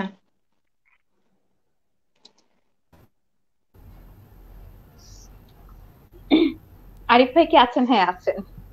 এসেছে, এসেছে। আমাদের আমাদের ছেড়ে এসেছে। যাবেন না ভাইয়া। আজকে নেট মনে হয় আসলে একটু প্রবলেম দিচ্ছে, তাই না? না, আমার তো ভালোই চাই, খারাপ না। কিছুক্ষণের জন্য বিচ্ছিন্ন হয়ে গিয়েছিল, হ্যাঁ। আবার যুক্ত হলাম। তবে অসম্ভব সুন্দর শুনছিলাম। শেষের দিকটা সংযোগ বিচ্ছিন্নের কারণে সেদিকটা শুনতে পারিনি। তো অসংখ্য ধন্যবাদ ভাইয়া। তো আমরা কি সবাই সংযুক্ত আছি কিনা? আমাকে শুনতে পাচ্ছেন? আছি, হ্যাঁ, পাচ্ছি। সবাই একদম। আছে। ওকে, ওকে, পারফেক্ট। আচ্ছা, মানে আমি এখন হঠাৎ করে ডিসকানেক্ট যেহেতু হয়ে একটা আমরা গিয়েছিলাম। কবিতা শুনেছি, আহ হৃদয় ভারাক্রান্ত, তো এবার একটু হাসি খুশি কিছু হোক। তো মানে সবার জীবনে তো খুব মজার কোনো ঘটনা থাকে না, তো লেখালেখি নিয়ে খুব মজার এমন কোনো ঘটনা যেটা হয় না যে হঠাৎ মনে পড়লে নিজের অজান্তে মানে হাসি পায়, হেসে ফেলি, তখন পাশে কেউ থাকলে জিজ্ঞেস করে বা দেখে বলে আরে একা একা হাসছে কেন? এমন কি কিছু আছে? শুনতে চাচ্ছি। মিতি, তোমার কাছ থেকে প্রথম। কার কথা? আহ, কাকে বলতে বললেন আপু? শুনিনি। আমাকে? হ্যাঁ, হ্যাঁ, তুমি তুমি শুরু করো। আচ্ছা আপু, আসলে সত্যি কথা, লেখালেখি নিয়ে তেমন কিছু, মানে তেমন বলতে, ওই যে যেটা হয় না, সবাই জিজ্ঞেস করে প্রেমে পড়েছেন, আহ, আচ্ছা। ইয়ে করছেন, মানে নিশ্চয়ই নিশ্চয়ই আবার প্রেমে পড়েছে, নিশ্চয়ই পরকীয়া করছে। এই ব্যাপারগুলো অনেক বেশি, অনেক বেশি বেশি আসে। হয়, অনেক, exactly. হ্যাঁ, আবার অনেকে জিজ্ঞেস করে এত দুঃখ কেন, এত দুঃখ নিয়ে কেন থাকেন? হ্যাঁ, এমনিতে তো দেখা যায় হাসি খুশি, কিন্তু লেখাগুলো সব মনে হয় দুঃখ সব উঠে আসছে। অনেকে আবার যেচে পড়ে এসে আহ সান্ত্বনা দিতে চায়, আমি আছি পাশে। তো এই ব্যাপারগুলো আসলে কখনো কখনো একটু বিব্রত বোধ করি। এমনও হয়েছে, হয়তো এরকম একটা মেসেজ পেয়েছি, আমি হয়তো খুব রেগে গেছি, হয়তো আমি মানে রাগে কটকট করছি যে আহ আমি একা থাকলেই কি আর মানে নিঃসঙ্গতায় ভুগলে আপনার সমস্যাটা কোথায়? হ্যাঁ, না না না, আমরা তো, হ্যাঁ আমরা তো আপনার সাথে শুভাকাঙ্ক্ষী, আছি। আপনি, সাথে আছি, কোথায় কোনো প্রবলেম হলে বলবেন। হ্যাঁ, ইস, তুমি অনেক লাকি মিতি। তো অনেক সময় হয় কি, আমি হয়তো খুব রেগে আছি, আমার হাজবেন্ড পাশে এসে বসলো, বসে বলে কি হয়েছে, তুমি এরকম রাগ হয়ে আছো কেন? আচ্ছা দেখো না, মেসেজের অবস্থা দেখো। বলে কি, বলতেই পারে, এটাই স্বাভাবিক, লেখবা হচ্ছে সব আম, বিরহ বিরহ টাইপ কথা, আর তুমি আশা করো যে সবাই খুব তোমাকে সুখী সুখী ভাববে। তো এরকম ব্যাপারগুলো হয় অনেক সময়। এটাই যেটা হাসি, মাঝে, এটা মাঝে মাঝে হাসির, মাঝে মাঝে খুব বিরক্তির কারণ, সত্যি কথা। মানে বিরক্তিকর। আমাদেরকে আমাদেরকে মনে করে যে আমরা মনে হয় যা লিখি, হ্যাঁ অবশ্যই আপনি যেটা বললেন যে আমরা যা লিখি, আমরা চোখের সামনে যা দেখছি, আমরা যেটা ফিল করছি, আমার জীবনেই ঘটতে হবে এমন না, আমার পাশে যে আছে এক্স্যাক্টলি, তার জীবনে কি ঘটছে আমি সেটার থেকেও কিন্তু পিক করছি, চিত্র কি ঠিক করছি, লিখছে আমি এক্স্যাক্টলি। সেখান থেকে পিক করছি। তার মানে এই না যে আমি একটা বিরহের কথা লিখলে আমাকেই সেটা আমার নিজের জীবনে সেটা নিয়ে আসতে হবে, আমি একটা প্রেমের কথা লিখলে আমাকেই সেখানে কোশ্চেন অ্যান্সার দিতে হবে যে আমি কি প্রেম করছি কিনা কারোর সাথে। করছি কি, হ্যাঁ। ব্যাপারগুলো ব্যাপারগুলো এরকম। তো এটা এক ধরনের মজা এবং এক না, ধরনের বিরক্তিরও আমার কারণ। এখানে আমার একটা কথা আছে, মানে বিষয়টা এরকম কি, হুম হুম, মানে হয়তো আপনার যারা পাঠক, যারা পড়ছে যখন আপনার লেখাটা, জি, পাঠক বিশ্বাস করে নিজের উপলব্ধি ছাড়া কোনো কিছু লিখতে পারে না। নি- একদম একদম। নিজের ভেতরে যেই এ- এ- এটা এই যে পরিচিত দুনিয়াতে কবির যে লেবাস, আসছে। আরে ভাই, কবির যে লেবাস এর একটা বিড়ম্বনাও জি, আছে, বুঝছেন? কারণ আমি কখনোই নিজেকে কবি টবি মনে করি না। এটা কবি আসলে অনেক ব্যাপক ও বিশালতার ব্যাপার, অনেক অবশ্যই ডেপথ থাকতে অবশ্যই। হয়। আমরা এমনি টুকটাক লিখি। তা এখন ঘটনা হলে যে টুকটাক লিখে এফবিতে যতটুকু পরিচিতি ভাই টরিচিতি আবার হয়েছে। ফুয়াদ ভাই যাতে সবসময়,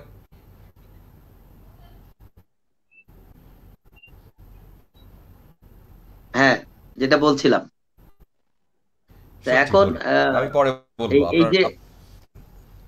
এই যে লেখালেখি নিয়ে পরিচিতি হলে যে প্রবলেমটা হয়, হুম ধরেন হুম, আপনি যে কোনো জায়গায় গেছেন, মানে অ্যাজ এ গেস্ট গেছেন, কারো কোনো সমস্যা নাই, কিন্তু কবি যখনই যদি স্টেজে টেস্টেজে বসে, ভাই আজকের এই প্রোগ্রামটা নিয়ে দুটা লাইন একটু লিখে দিবেন ইনস্ট্যান্টলি, ঠিক আছে?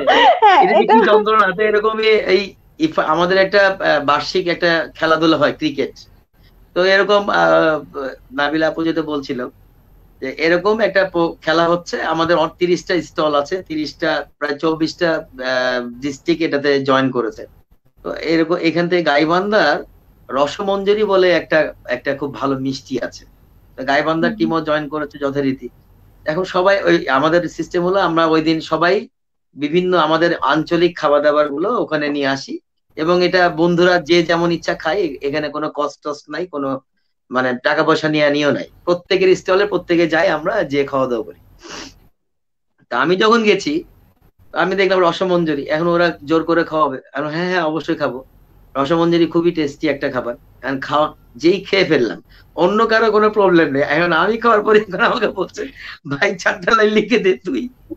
ওরা একটা বোর্ড ক্রিয়েট করেছে ওখানে, একটা হোয়াইট বোর্ড, আর বলছে 4টা লাইন লিখে দিতে। এখন আমি একটা রসমঞ্জরির মুখে নিয়ে এবার লাইন চিন্তা করা শুরু করছি, রসমঞ্জরি নিয়ে কি ছন্দ নিয়ে লেখা যায়। তো এখন এই যে লেখালেখির একটা বিড়ম্বনা আছে, যাক তারপরে লিখছি, ওখানে কি লিখেছি এখন মনে নাই। পরে ওই লেখাটার কথা পরবর্তীতে মনে পড়লো, আমার অনেক হাসাহাসি, নিজের কাছে মানে লজ্জাও লাগে, হাসিও লাগে। তবে এটা আবার এক ধরনের ভালো লাগাও আছে, এই যে বলছে স্বাভাবিক অর্থে অন্যদের থেকে আপনাকে একটু হলো ডিস্টিংক্ট করছে, আলাদা স্বতন্ত্র একটা ভাব দিচ্ছে, জিনিসগুলো কিন্তু এনজয়েবল। আচ্ছা ইফাত, তোমার কাছে? ওরে বাবা, আমি লেখালেখির মানুষ না, আমি লেখার ধারে কাছেও ছাড়াই কোনো ঘটনা, কোনো মজার ঘটনা স্মৃতি যেটা তুমি আজকে আমাদের সাথে শেয়ার করবে। আমি ছোট্ট একটু বলি, আমি যেহেতু ভয়েস ওভারের সাথে কাজ করছি, তো আমার প্রথম যেদিন রেকর্ডিং ছিল, তো আমি আমার মানে বাংলাদেশ বেতারে আমার প্রথম কাজ যুব তরঙ্গ নামে একটা প্রোগ্রামে ওখানে করতাম। তো রবি শঙ্কর দার সাথে আমার প্রথম কাজ ওখানে। তো আমি যখন ওখানে প্রথম যে আমরা ওখানে কবিতা পড়তাম, সবাই ছোট ছোট চিঠি আসতো, চিঠিগুলো থেকে বেছে বেছে ওখান থেকে পড়া হতো। তো শেষ করার পরে রুম থেকে যখন মানে স্টুডিও থেকে যখন বার হয়ে আসি, দাদা তখন আমাকে এসে বলছেন যে আচ্ছা, এরকম একটা শুকনো পাতলা মানুষ গলা থেকে এই আওয়াজ কিভাবে বার হলো। আমি প্রথমে বলি, তুমি যখন স্টুডিওতে ঢুকো আমি তোমার পা থেকে মাথা পর্যন্ত দেখছি, তুমি যখন মাইক্রোফোনের সামনে দাঁড়ালা, তারপর যখন মুখ খুললা, মানে এই আওয়াজ কোথা থেকে আসলো, মানে আমার এটা এখনো মনে পড়ে। হ্যাঁ, এবং সেম কমেন্টস আমাকে প্রায় শুনতে হয়, মানে যখন আমি লাইভ তো আমার একদমই হয় না করা, তুমি যখন অডিও গুলো অনেকেই শোনে, অনেকে করেন যে এরকম যারা আমাকে চেনে, দেখেছে যারা আগে সামনাসামনি, যে মানে আমার সাথে আমার ভয়েসে নাকি কোনো মিল খুঁজে পায় না, যেটা কিভাবে সম্ভব, তুমি কোথা থেকে আওয়াজ বার করো, যে তুমি এরকম একটা শোনা পাতলা মানুষ, এই আওয়াজ কোথা থেকে আসে। তো এগুলো মাঝে মাঝে হাসি লাগে, মানে মনে পড়লে হাসি পায় আসলে। তো জানি না, হয়তো সবার ভালোবাসায় বা একটা জোরটা পেয়ে যায় আর কি, যে ঠিক আছে ঠিক করি। ও কিন্তু ঠিক বলেছে, মানে আমরা যখন ওভার ফোনে কথা বলি, whenever we hear someone's voice, তো ভয়েসটা যত ভারী হয়, যতই হয়, আমাদের কিন্তু একটা ইমাজিনেশনে চলে আসে। ইফাতের সাথে যখন আমি প্রথম কথা বললাম, ওর গলার ভয়েস শুনলাম, আমি তো কল্পনা করছি তো বেশ মোটামুটি 65 অ্যাবাভ একটা কেজির মানুষ হবে আর কি।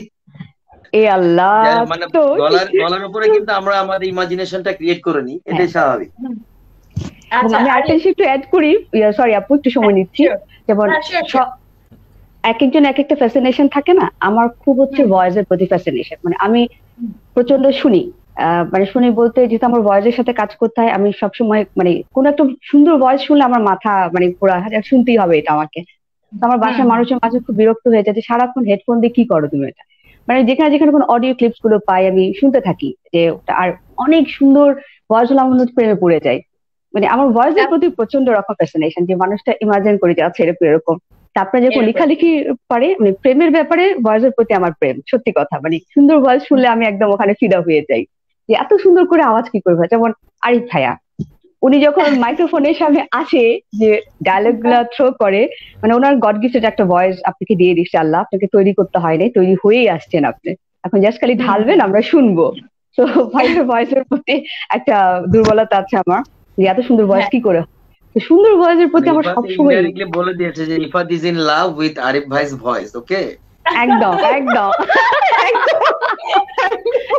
যাদের এরকম সুন্দর সুন্দর ভয়েস, তাদের প্রতি আমি আছি। সেভারাল টাইম, সে অনেকবার বলেছে। হ্যাঁ সেটাই, তো ভয়েসের প্রতি আমার সবসময় দুর্বলতা। ভয়েসের কথা অসংখ্য ধন্যবাদ।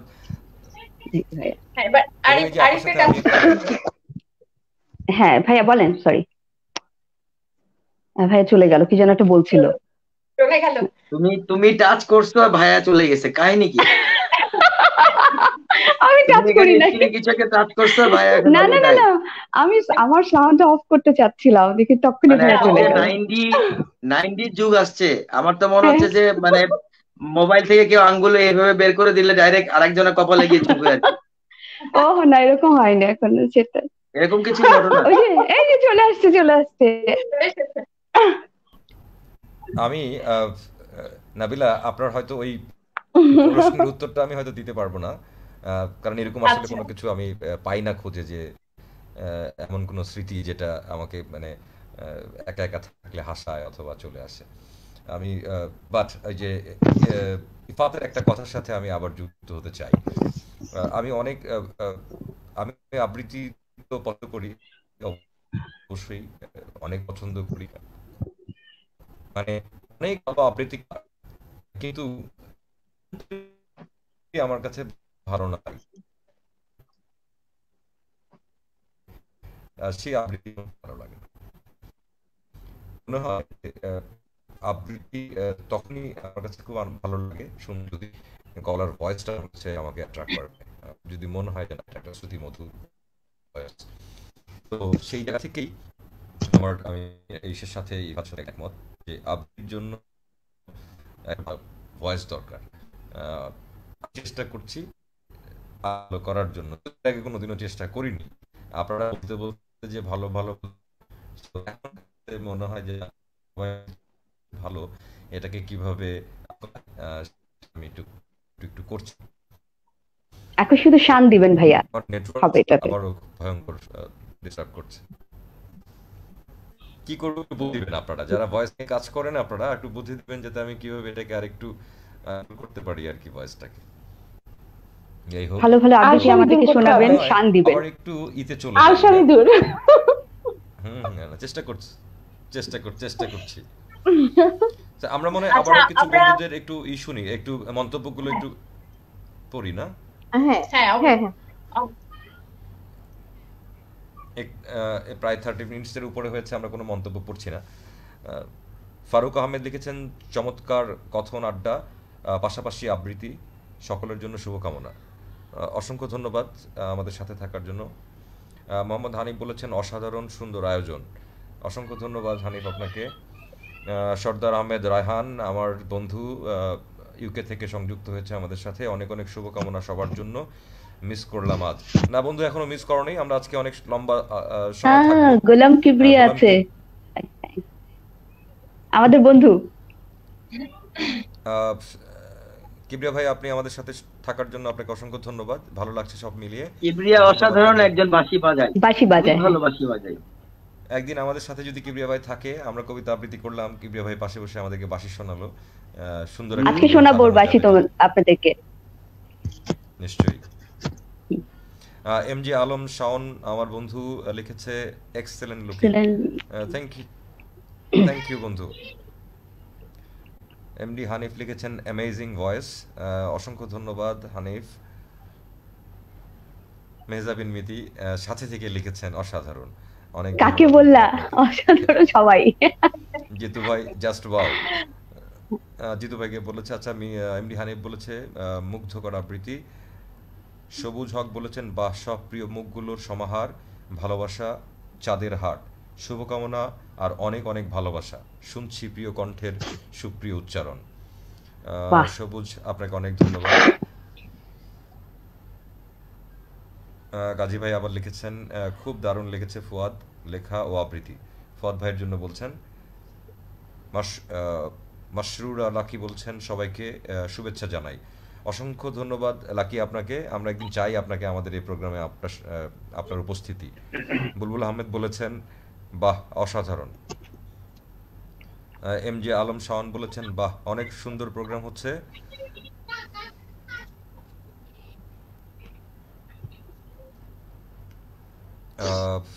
বুলবুল আহমেদ বলেছেন, রিল্যাক্স রেডিও টিভিকে যেখান থেকে দেখছেন সবাইকে জানাই আন্তরিক অভিনন্দন ও শুভেচ্ছা। রুকসানা পারভিন আমার বন্ধু বলছে, কি অপূর্ব। বন্ধুর সাথে থাকার জন্য ধন্যবাদ, আমার কবি বন্ধু। জিতু ভাই বলছেন, অসম্ভব রকম মুগ্ধতায় ডুবে গেলাম। আপনি আমাদের সাথে আছেন, আমরা খুবই আনন্দিত এবং আমরা উৎসাহ পাচ্ছি। গাজী ভাই বলছেন, ফুয়াদ বন্ধু, আমিও পদ্মা পাড়ের ছেলে, বিক্রমপুর, তোমার আমার দুজনেরই পরিচয় পদ্মা। আপনাদের এলাকার জামাই আমি, অসুবিধা নাই। সবাই বসে আছে যে চুপচাপ। আয়শা মৌলি আমার এক বন্ধু এবং আমার আবৃত্তি তিনি খুব পছন্দ করেন, ধন্যবাদ আমার সাথে থাকার জন্য। বুলবুল আহমেদ, ইফাতি মেসেজটা আপনার জন্য। থ্যাংক ইউ সো মাচ, দোয়া করবেন। কাউসার জাহান ফরিদা মনি লিখেছেন, ইফাদের প্রেজেন্টেশন ওয়ান্ডারফুল। নাদিয়া তাসনিম আমার বন্ধু বলেছে, মুগ্ধ বধূ, ইফাদারা, সুলতানা, মুগ্ধ। ইফাত আমাদের অনেক গুণী একজন আবৃত্তিকার। আমরা একসাথে গুণী বলেন না আছি। ভাইয়া। অবশ্যই আপনি গুণী। তো কি হানি বলছে গুণী না তো কি গুণ absolutely বলবে? amazing। নির্মলানন্দ গুণ, ইফাত আর গুণ আজকে থেকে। আন্টি আমাদের সাথে এখন আছেন। আয়েশা মৌলি বলছে ইফাতের গান সহ কবিতা দারুণ। আচ্ছা, দারুণ। ধন্যবাদ। আচ্ছা, আমাদের সাথে সত্যি থাকবে নুরুর রহমান বলেছেন বাহ চমৎকার। অসংখ্য ধন্যবাদ রহমান আমাদের সাথে থাকার জন্য আপনাকে। বুলবুল আহমেদ বলছেন সবাইকে জানাই আসসালামু আলাইকুম। ওয়ালাইকুম আসসালাম। ওয়ালাইকুম আসসালাম। মেহজাবিন মিতি আবারও বলছেন দারুণ ইফাত। ধন্যবাদ। মেজর মিতি কে? এগুলো বারবার লিখছে কেন উনি? একবার লিখেছি। জুবাইর আহমেদ শাওন বলছেন কবিতা যেন প্রাণে প্রশান্তি এনে দেয়, খুব সুন্দর লাগছে অনুষ্ঠান। অনেক ধন্যবাদ। মেসেজগুলো যদি না থাকে তাহলে আমরা আবার আবৃত্তিতে ফিরে আসতে চাই এবং আমরা আবার ফিরে আসতে চাই আমাদের প্রিয় মেহজাবিন মিতির কাছে। আবার আবৃত্তি না, আমার তো গল্প করতে আবার বেশি ভালো লাগছে। না, আমরা গল্প আমি করছি, আরিফ ভাই গল্পের সাথে আমরা। আচ্ছা, জিতু ভাইয়ের আরেকটি মেসেজ ছিল, ও মিতি আপুর গান শুনতে আপনার চাই। কণ্ঠে হ্যাঁ, মিতি তো একটা অনেক গান সুন্দর গান শুনতে চাই। করে। খুব আচ্ছা হয়ে যাক, তাহলে এবার একটা গানই হয়ে যাক। হ্যাঁ, তাহলে আমরা এবার একটা মিতি গান গান শুনি। করবে। গান হয়ে না না না না এটা আবৃত্তির আবৃত্তিই থাক, গানের এটা জন্য কোথাও- আরেকদিন ডাকবো। না, এটা তখন না, আমরা কিন্তু এটা বলি নাই কোথাও এটা আবৃত্তির প্রোগ্রাম। হ্যাঁ, শুধু আবৃত্তির সাথে বলা হয়নি কোথাও। হ্যাঁ, মানে আমরা সবাই এই আড্ডা শোনো, একটা আড্ডায় গান শোনো, হবে, 4 লাইন করো। গল্প হবে, কবিতা হবে, ইফাত শোনো, সব হবে। আমি ইফাত আমি শোনো, আমি হচ্ছি অনেক বড় গায়িকা, তো ওই যে সবাই সবসময় বড় গায়িকারা বলে না আমার গলাটা ঠিক আজকে ভালো নেই।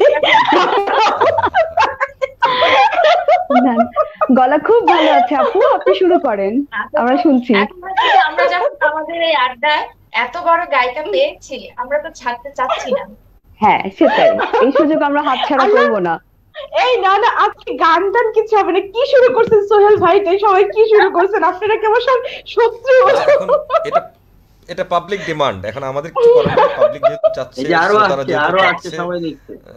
হ্যাঁ, সবাই বলছে সবাই মিতি চাচ্ছে আপুর গান গান শুনতে। চাই। আচ্ছা, কি যেন চলে গেল। হ্যাঁ, দুলান দুলান করো, দুলান আজকে করো। গাইলে আজকে গাইলে হবে কি জানো, যে এই কয়েকজন একটু ভক্ত তৈরি হয়েছিল গানের, এরাও চলে যাবে। না। রিস্ক আমি নিতে চাচ্ছি না। শোনো, সময় খেও না, তাড়াতাড়ি 4 লাইন গাও, আমরা শুনি। এই আমি একটা আবৃত্তি করি। না, আবৃত্তি তো আমরা আবৃত্তি করবোই। মানে আবৃত্তি করি। এই কারা এরা? সব সবাই মিতি আবৃত্তি তো শুনলাম, এবার গান চাই। ও এখন আচ্ছা, একটা গান গাই। হায় হায়। আমরা কি এখন আন্দোলন করব? গান চাই, গান চাই, গান চাই, তারপর মিহি সেগুলো শুরু করব? না মিহি না, শুরু করো। মানে হ্যাঁ, ও সেটা চাচ্ছে। না না, আমি সেরকম কিছু চাচ্ছি না। সত্যি সত্যি আজকে আমার খারাপ অবস্থা গলাটার। মানে না, দেখেন আমি আর আপনি আমি- কিন্তু ম্যাচিং করে পরে আসছি, একই রকম কালার, ইয়েলো কালার। সো আমিও রিকোয়েস্ট করছি আপনাকে যে হ্যাঁ। আপনি একটু গান শোনান। এই যে কালারের On behalf of দোহাই। all my কালারের দোহাই। এটা কালারের দোহাই। আচ্ছা, কি গান গাবো? হঠাৎ করে বললে কি গান গাওয়া যায়? বাংলা গান অবশ্যই। আচ্ছা তুমি ওইটা গাও, সে লাস্ট একটা গান গেলে না, ফেসবুকে দিয়েছিলে।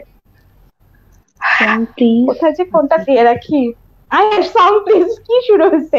আচ্ছা, আমি এর পরে গান গাই। হ্যাঁ, গানটা একটু দেখে নেই, তারপর এখন একটা আবৃত্তি করি, তারপরে ইফাতের তারপরে সনম আচ্ছা। ভাই একটা করে টরে, তারপরে আমি করবো, ঠিক আছে? ওকে, একটা আবার গান গান Okay, শুনবো okay. পরে।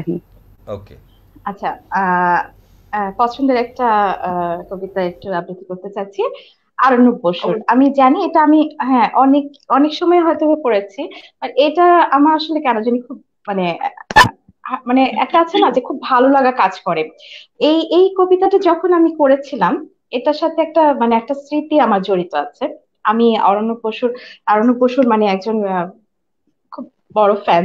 আমি ওনার এই কবিতাটা আহ, করার পরে উনি কোথাও এই কবিতাটা পেয়েছিলেন, মানে উনি শুনেছিলেন অনলাইনে।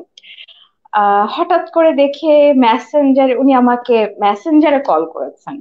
মেসেঞ্জারে আমাকে কল করে আমি আসলে তখন লিটারালি আমার খুব একটু মানে আমি কনফিউজ যে আর দেখা যাচ্ছে দাদার চেহারা, দেখা যাচ্ছে দাদার আইডি, বাট আমাকে কল করেছে, এটা আমার জন্য খুব ইয়ে ছিল। তো উনি কল করে আমাকে বললেন যে আপনার এই আবৃত্তিটা শুনেছি, আমার খুব ভালো লেগেছে। আমি অনেকের কণ্ঠে আমার এই আবৃত্তি শুনেছি, বাট আপনারটা আমার কাছে অন্যরকম ভালো লেগেছে দেখেই আমি কিন্তু আপনাকে কল করলাম। তো এটা আমার কাছে আসলে অনেক বড় পাওয়া ছিল, যে অনেক বড় পাওয়া। আমি যার ভক্ত, যার কবিতা করে এসেছি, সে আমাকে ফোন দিয়ে আমাকে বলছে যে আপনার এই কবিতাটা ভালো লেগেছে, এবং এটা আমার কাছে আসলে অন্যরকমের একটা পাওয়া। তো আমি এর জন্য এই কবিতাটা একটু ওই স্মৃতি থেকেই একটু করতে চাচ্ছি, মনে থাকবে। পরের জন্মে বয়স যখন 16 সঠিক, আমরা তখন প্রেমে পড়বো, মনে থাকবে। বুকের মধ্যে মস্ত বড় ছাদ থাকবে, শীতল পাটি বিছিয়ে দিব, সন্ধে হলেই বসবো দুজন, একটা দুটো খসবে তারা। হঠাৎ তোমার চোখের পাতায় তারার চোখের জল গড়াবে, কান্ত কবির গান গাইবে, তখন আমি চুপটি করে দু চোখ ভরে থাকবো যে, মনে থাকবে। এই জন্মের দূরত্বটা পরের জন্মে চুকিয়ে দেব, এই জন্মের চুলের গন্ধ পরের জন্মে থাকে যেন, এই জন্মের মাতালে চাওয়া পরের জন্মে থাকে যেন, মনে থাকবে। আমি হব উড়নচণ্ডী এবং খানিক উস্কো খুস্কো, এই জন্মের পারিপাট্য সবার আগেই ঘুচিয়ে দেব। তুমি কাঁদলে গভীর সুখে এক নিমিষে সবটুকু জল শুষে নেব, মনে থাকবে। পরের জন্মে কবি হব, তোমায় নিয়ে হাজার খানিক গান বাঁধবো, তোমার অমন ওষ্ঠ নিয়ে, নাকছাবিয়ার নুপুর নিয়ে গান বানিয়ে মেলায় মেলায় বাউল হয়ে ঘুরে বেড়াবো, মনে থাকবে। আর যা কিছু হইবা না হই, পরের জন্মে তিতাস হব, দোল মঞ্চের আবির হব, শিউলি তলার দুব্য হব, শরৎকালের আকাশ দেখার অনন্ত নীল সকাল হব। এসব কিছু হইবা না হই, তোমার প্রথম পুরুষ হব, মনে থাকবে। পরের জন্মে তুমিও হবে নীল পাহাড়ের পাগলা ছোড়া, গায়ের পোশাক ছুঁড়ে ফেলে তৃপ্ত আমার অবগাহন, সারা শরীর ভরে তোমার হীরক জন্য ভালোবাসা, তোমার জলধারা আমার অহংকারকে ছিনিয়ে নিল। আমার অনেক কথা ছিল, এ জন্মে তা যায় না বলা, বুকে অনেক শব্দ ছিল, সাজিয়ে গুছিয়েও তবু ঠিক কাব্য করে বলা গেল না। এ জন্ম তো কেটেই গেল অসম্ভবের অসঙ্গতে, পরের জন্মে মানুষ হব, তোমার ভালোবাসা পেলে মানুষ হবই, মিলিয়ে নিও। পরের জন্মে তোমায় নিয়ে বলতে ভীষণ লজ্জা করছে, ভীষণ ভীষণ লজ্জা করছে। পরের জন্মে তোমায় নিয়ে, মনে থাকবে। ধন্যবাদ। বাহ, আমার মনে থাকবে। মনে থাকবে। হ্যাঁ, আমি ভুলতে দিব না, আমাকে আমি লজ্জাটা ভুলতে দেখতে দিব না, পেলাম, এত সহজ। একদম মানে চোখে মুখে লজ্জাটা ফুটে উঠেছিল। হ্যাঁ, মানে সত্যিকারের বাচিক শিল্পীর মানে আরেকটা পরিচয়, যে যখন আবৃত্তি করছে সেটা এক্সপ্রেশনে চলে আসে, ভীষণ না, মানে একদম মনে রাখার মতো। আমি আসলে যখন আমি বা আরিফ ভাই, আমার কাছে মনে হয় যে আমরা সবাই যারা আবৃত্তি করার চেষ্টা করি, আমরা আসলে কবিতাটাকে না ধারণ করি। আমার মনে হয় যে আমি জাস্ট ওটার মধ্যে ঢুকে যাই, কি বলতে ঢুকে যায়। চাচ্ছে ওই, হ্যাঁ, ওই ফিলিংসটা নিজের মধ্যে নিয়ে আসার চেষ্টা করি। কতটা পারি সেটা আসলে এখনো জানি না, বা হয়তো চেষ্টা করে যাচ্ছি, হয়তো আরো সামনে ভালো হবে, এই তো। আসলে পারার হবে, তো ভালো মানে হবে। শেষ নেই। সেটাই, শেখার শেষ নেই, পারার শেষ নেই, শেষ নেই। প্রতিদিন শিখছি, প্রতিদিনই জানছি। মানে জানতে জানতে একদম মানে আমরা শেষ। আমরা শেষ।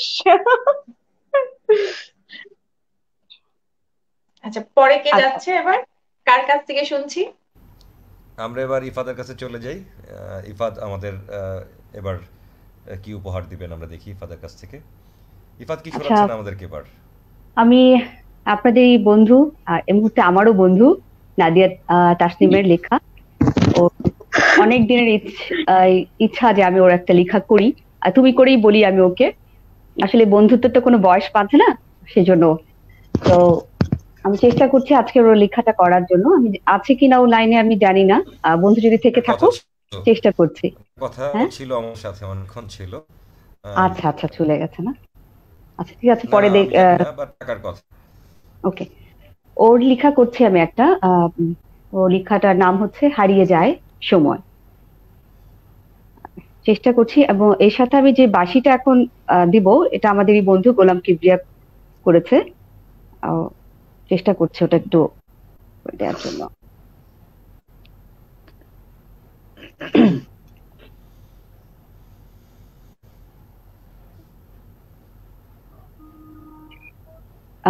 শোনা যাচ্ছে কি সেটা?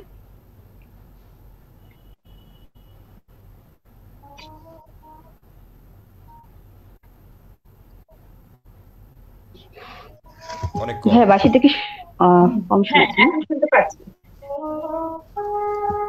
হ্যাঁ, এখন Perfect, যাচ্ছে? হ্যাঁ ওকে, হ্যাঁ এখানে থাকুক। ঠিক আছে না? নাদিয়া তাসনিমের লেখা হারিয়ে যায় সময়। অনেক কিছুই হারিয়ে যায় জীবন থেকে, শব্দ আর খুঁজে পাই না। সবচাইতে মূল্যবান যা হারায় তা হচ্ছে সময়। দিন যায়, রাত যায়, মাস বছরও চলে যায়, যায় তাদের নিজের নিয়মে।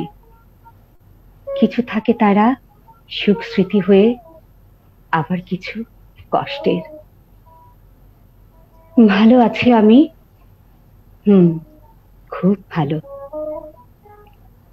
গত হলো অনেকটা সময়, সাথে কিছু আপনজন। কখনো কোথাও তাদের খুঁজে পাবো না, সময়ের সাথে সাথে তারাও হারিয়ে গেছে অজানায়।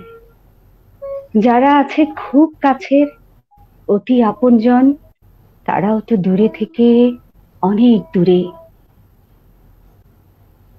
যদিও বা দেখা পাই মাঝে মাঝে, বেশ কিছুটা সময় তার নিজের নিয়মে হারিয়ে যায়। ভেবেছিলাম এই হব সেই হব, হতে হতে অনেকটা সময় হারিয়ে গেল, আর তার সাথে সাথে আমার আবেগটুকু হারালো।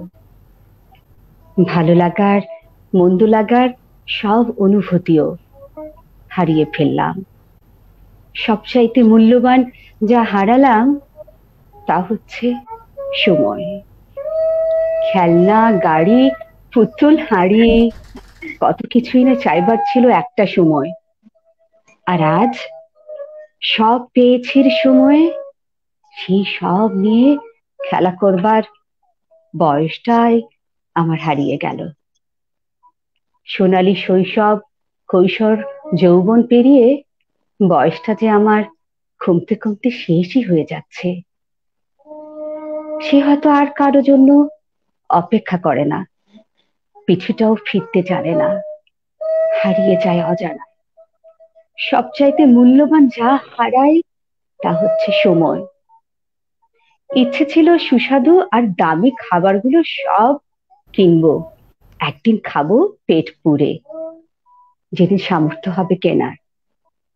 আজ আমার সেই শখ, সামর্থ্য, ক্ষুধা সব আছে, শুধু বিদ্রোহী হয়ে উঠলো আমার এই শরীরটা। খাবারগুলো সবই যে আমার খেতে মানা, সেই সময়টায়, সেই বয়সটা যে আজ আমি হারিয়ে ফেলেছি। হারিয়ে গেছে জীবন থেকে আমার বহু মূল্যবান সোনালী সব সময়। হ্যাঁ, ঠিক তাই তো। জীবন থেকে সবচাইতে মূল্যবান যা হারায় তা হচ্ছে সময়। ধন্যবাদ। বাহ, খুব সুন্দর। ভাষা হারিয়ে ফেলেছি। এত লেখাটা অদ্ভুত সুন্দর। আমি যখন পড়ছি আমার পুরা মানে গা কাটা দিল লেখাগুলোর ভেতরে। আসলে বন্ধু অনেক সুন্দর লিখেছো। সময়তে তুমি তোমার ভয়েসে প্লিজ নাবিলা। হ্যাঁ মানে ওর কণ্ঠে যখন শুনছি মানে আমি বোঝাতে পারবো না কেমন ফিল হচ্ছিল। থ্যাংক ইউ এত আপু। এত মায়া, এত মানে কিভাবে বলবো আমি ভাষা খুঁজে পাচ্ছি না। মাশাআল্লাহ মাশাআল্লাহ। দোয়া রাখবো। নাদিয়ার এই কবিতাটার পাশাপাশি মানে আমি সম্পূরক কবিতা বলতে পারি আর কি, কাছাকাছি যায় আরেকটা কবিতা আছে, ইফাত সুযোগ হলে কখনো পড়বেন, সেটা হলো জি। পেন্সিলে লেখা নাম। হ্যাঁ হ্যাঁ হ্যাঁ। আমার মনে হয় দুটো কবিতা খুব কাছাকাছি। আমার দুটো কবিতা আমি পড়েছি, অসাধারণ তার ওকে। লেখা। আমার খুব গুণী এক বন্ধু সে। আমরা একদম। আমরা চলে মানে মোটামুটি 1:30 আমাদের প্রোগ্রাম আমরা পার করেছি। মিথি বলেছিল 1.5 ঘন্টা 2 ঘন্টার প্রোগ্রাম, মানুষজন থাকবে আমাদের সাথে, বিরক্ত হবে কিনা। আমরা কিন্তু কথা বলতে বলতে 1.5 ঘন্টা মিথি পার করে দিয়েছি। এখনো আমাদের সাথে অনেক বন্ধুরা সংযুক্ত আছে, এবং তারা নিশ্চয়ই আমাদের প্রোগ্রামটাকে উপভোগ করছে। আমরা আর 30 মিনিটস থাকবো এখনো এই প্রোগ্রামটা নিয়ে, যেহেতু বন্ধুরা এখনো আছে আমাদের সাথে। আমি এখনো দেখছি প্রায় 26 ফ্রেন্ডস আমাদের সাথে সংযুক্ত আছে সাথে। সো আমরা আরো 30 মিনিট থাকবো। তো আমরা এখন চলে যেতে চাই ফুয়াদ ভাইয়ের কাছে একটা কবিতা শোনার জন্য, ফুয়াদ ভাই স্বরচিত কবিতা। পরে আমরা নাবিলা নূপুরের কাছে আবার চলে যাব তার একটি কবিতা শোনার জন্য। আচ্ছা আরিফ কখন শোনাবে? আমি শেষে লাস্টে একটা কবিতা শোনাবো, কারণ আজকে আপনাদের জন্য আপনাদেরকে একটু সেবা করি। হ্যাঁ, সবসময় তো যেহেতু আবৃত্তি করি, আবৃত্তি আমি অনেক করতে পছন্দ করি। এমন একটা সময় এখন একটু কম করি, কেন যেন শক্তি একটু হারিয়ে ফেলছি।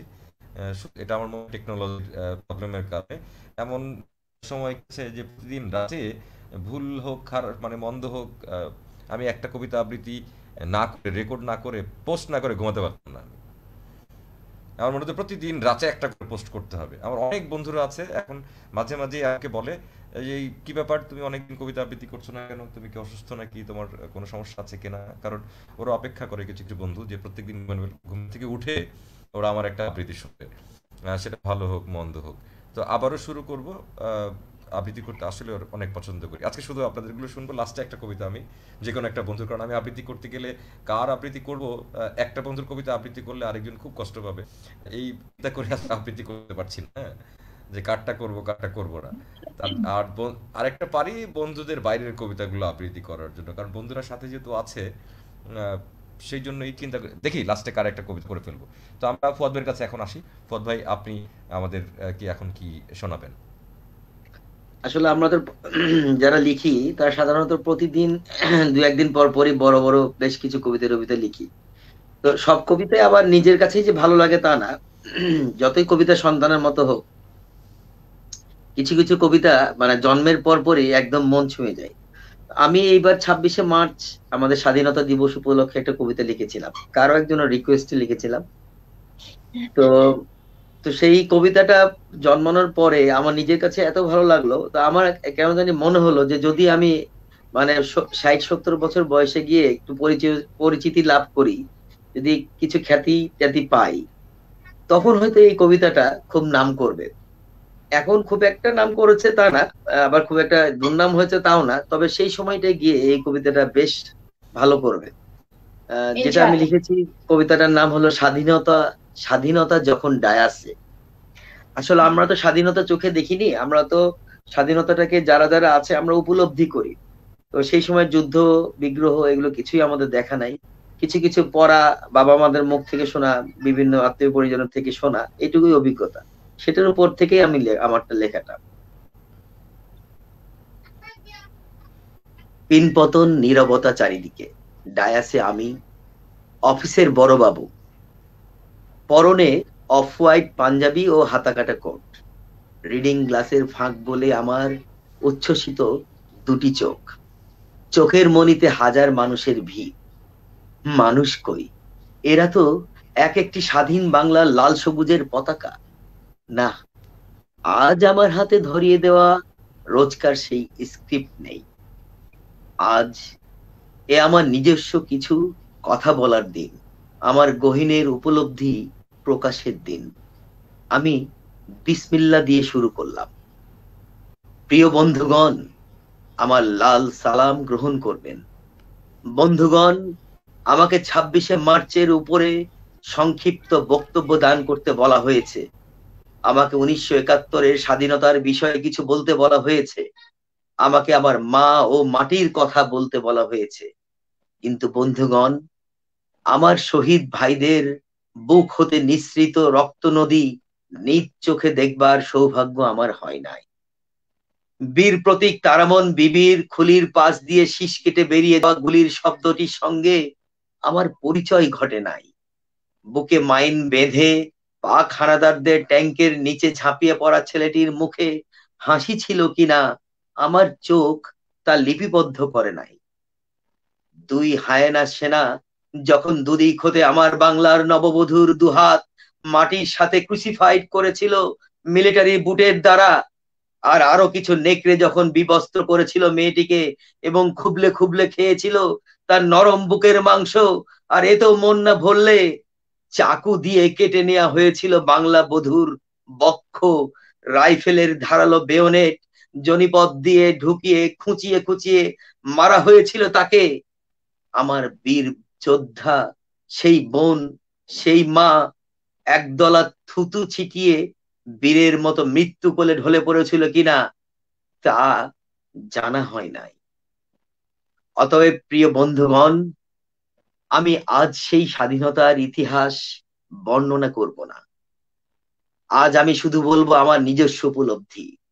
26শে মার্চ বলতে আমি যা বুঝি তা হলো আজ এই যে তোমাদের একই ছাদের নিচে ভয় ডরহীন প্রাণবন্ত জমায়েত, আর আজ এ সোনার বাংলাদেশে সংখ্যাহীন ভাবে শতাধিক দৈনিক খবরের কাগজ বের হয় এবং অর্ধ শতাধিক ইলেকট্রনিক মিডিয়া সারাদিন বিরামহীন গাইছে আমার সোনার বাংলা, আমি তোমায় ভালোবাসি। এসব কি স্বাধীনতা নয় বন্ধুগণ? স্বাধীনতা বলতে আমি এই দেশে এক মুদ্রা বুঝি। স্বাধীনতা বলতে লক্ষ লক্ষ ছুটে চলা গাড়ির সম্মুখে লাল সবুজের উন্মুক্ত পতাকাদের বুঝি। স্বাধীনতা বলতে বুঝি বাবার কাছে শিশু কিশোরের জেদ, বাবা সবার ছাদে ওই উড়ছে লাল সবুজ, আমাদেরটা কই? যখন টাই পরিহিত লোকটির সাথে দরিদ্র মজলুম রিকশাওয়ালাকে তার হকের টাকার জন্য লড়তে দেখি, আমি বুঝি স্বাধীনতা এসেছে। যখন রমনার বটমূলে উদিচি ছায়ানট হিন্দোলের কণ্ঠে বাংলার বর্ষবরণের হর্ষধ্বনি শুনি, বুঝি এটাই তো সেই স্বাধীনতা। যখন ধানমন্ডি 32 নম্বরের রবীন্দ্র সরোবরে শিমুল মোস্তফার কণ্ঠে একক 71টি কবিতার আবৃত্তির আসরে বসবার আসন না পেয়ে একে অপরের গায়ে হুমড়ি খেয়ে পড়ে দামাল সামালের দল, বুঝি ওই বজ্র কণ্ঠের নামটি প্রিয় স্বাধীনতা। ভাইয়েরা আমার, যখন দেখি ডাকঘর থেকে এক শহীদের বৃদ্ধা বেওয়া তুলে আনলেন মুক্তিযোদ্ধা ভাতা, চোখে তার সারা মাস সচ্ছলতা ক্রয়ের আনন্দশ্রু, বুঝি এই তো সেই বহুকাঙ্ক্ষিত স্বাধীনতা।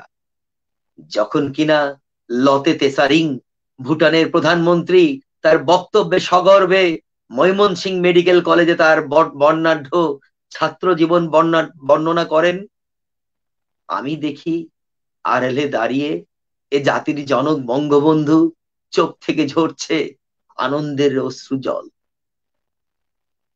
বুঝি ওই চোখের জলের নামটি স্বাধীনতা। যখন দেখি কিষানি স্বপ্ন দেখেছেন মেয়েকে বানাবেন ব্যারিস্টার, বুঝি এসে গেছে স্বাধীনতা। ভাই সব, যখন দেখি পরিশ্রমী কৃষক গলা খুলেছে, বেদম তর্ক জুড়েছে মধ্যস্বত্বভোগী মুনাফাখোরদের সাথে, চোখে চোখ রেখে বলতে শুনি দেবে না সে তার সোনার ফসল তাদের হাতে তুলে, বিশ্বাস করো বন্ধুরা, আমি বুঝি এরই জন্য তো সেদিনের লাখো শহীদের প্রাণ দেয়া, এই তো সেই মহান স্বাধীনতা। গ্রাম্য প্রাইমারি স্কুলের উঠোনের সামনে দাঁড়ালে ভেতর থেকে যখন ভেসে আসে ছোট ছোট কচি কাচাদের অ আ ই দীর্ঘি, বুকের মাঝখানে এক দোয়েল যেন চেঁচিয়ে উঠে বলে, এসো হে স্বাধীনতা, স্বাধীনতা। আমি যখন মানুষের মধ্যে মানুষ দেখি, ধর্মে ভেদাভেদহীন যখন দেখি পুজো পাঠ বন্ধ করেছে, পূজারি নামাজের প্রতিবাক্যে যখন দেখি মুসলিম ভাইয়েরা সতর্ক পাহারায় করাচ্ছে মন্দিরের পুজো পাঠদান, চিক চিক করে উঠে চোখের কোল। বুঝি স্বাধীনতা আছে পাশে দাঁড়িয়ে আমাদের হাত ধরে। বিশ্বাস করো বন্ধুরা,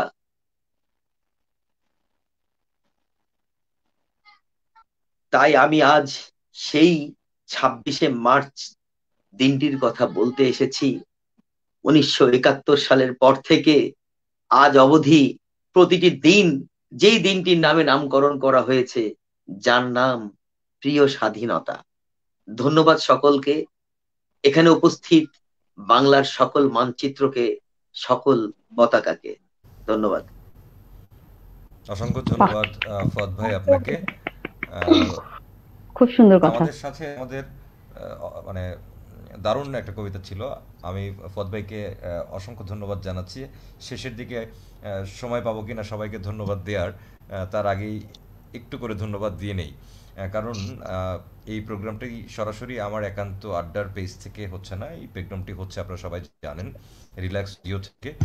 আমাদের স্লটটা ছিল 9টা থেকে 11টা পর্যন্ত। ঠিক 11টায় ওনাদের একটা শো আছে, এখন বাজতে চলেছে 10টা 56। সো আমাদের কাছে 6 মিনিট আছে, আমরা 2 মিনিট আগেই ওদেরকে ছেড়ে দেবো নেক্সট প্রোগ্রামটা প্রিপারেশনের জন্য।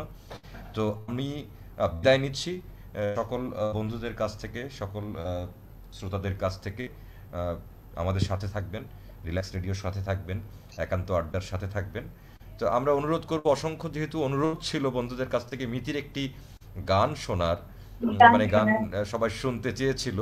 তো নাবিলার আবৃত্তি আমরা পরে আরেকদিন কোনো সময় শুনবো। সো যদি মিতি আমাদেরকে লাস্ট গানটা করতেন, দর্শকদের কথা অনুরোধটা আমাদের রাখা হতো, আর আমরা প্রোগ্রামটা সুন্দর করে শেষ করতে চাই একটা গান দিয়ে। কি বলেন সবাই মিলে? আমরা ভোট নিতে চাই এখানে মধ্যে। তার আগে ভাই একটু ছোট্ট করে বলে নিতে চাই, মানে রিল্যাক্স রেডিওকেও, মানে রেডিওকে এবং আপনাকে, আপুকে অসংখ্য ধন্যবাদ যে আমাদেরকে আজকে এখানে ডেকেছেন আপনারা। মাধ্যমে সবার সাথে একটা আবার যোগাযোগ হলো, দেখা হলো। আশা করছি সামনেও সবাই আমাদের সাথে থাকবেন, ইনশাআল্লাহ। দোয়া রাখবেন সবাই সবার জন্য, ভালো থাকবেন। আমরা এই রেডিও থ্রুতে অনেকগুলো প্রোগ্রাম করব একসাথে সব সময়, কারণ এটা যেহেতু একটা রেডিও চ্যানেল, ওনারা যেহেতু রেগুলার প্রোগ্রাম করেন। সো আমরা হয়তো আবার একত্রিত হব সবাই মিলে কোনো একটা ফ্রাইডেতে। অবশ্যই খুব ভালো একটা উদ্যোগ, প্রোগ্রামগুলো করব আমরা। কেউ না কেউ থাকবে আমাদের সাথে সব সময়। রিল্যাক্সের আমি যেটা বলবো, ওনাদের ব্যাকগ্রাউন্ডটা আমার খুব ভালো লেগেছে। এই যে ব্যাকগ্রাউন্ড যে এটা করছে এবং কার্ভিং করাতে আমার কাছে মনে হচ্ছে যে অনেক বড় একটা স্ক্রিনে আমরা কাজ করছি। তো টেকনিক্যাল টিমটা আসলেই খুব ভালো কাজ করেছে।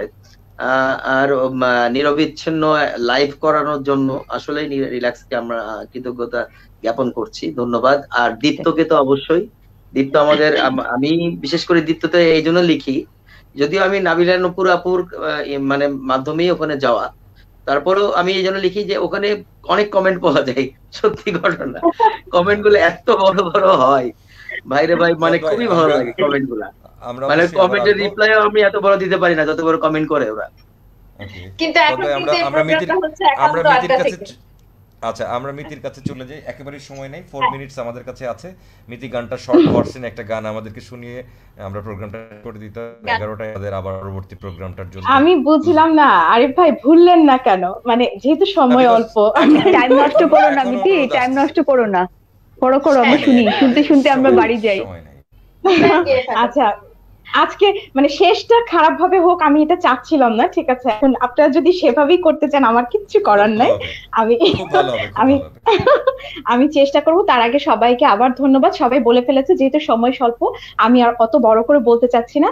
আমাদেরকে এখানে আমন্ত্রণ জানানোর জন্য সবাইকে ধন্যবাদ। ইনশাআল্লাহ আবার কখনো এরকম সুযোগ হলে আবার আমরা আসবো। এতটুকু কথা বল, মানে এতটুকু কথা দিতে পারি, আমি আসবো। এখন এমনিতেই সবাই চলে যাবে, আমি লাস্টে যে গান গাবো এমনিতেই দেখবেন সবাই পালিয়ে গেছে। সবাই আছে, মিতি সময় নাই আমাদের। আচ্ছা আমি আবারও বলে নেই, আমি গানের শিল্পী না, আমি শখে গান করি এবং ভুল ভ্রান্তি হয়, তাল লয় ঠিক থাকে না, কেন জানি সবাই শুনতে চাচ্ছে। তারপর আমি শুরু করছি। ওই ঝিনুক ফোঁটা সাগর বেলায় আমার ইচ্ছে করে আমি মন ভেজাবো ঢেউয়ের মেলায় তোমার হাতটি ধরে, ওই ঝিনুক ফোটা সাগর বেলায় আমার ইচ্ছে করে।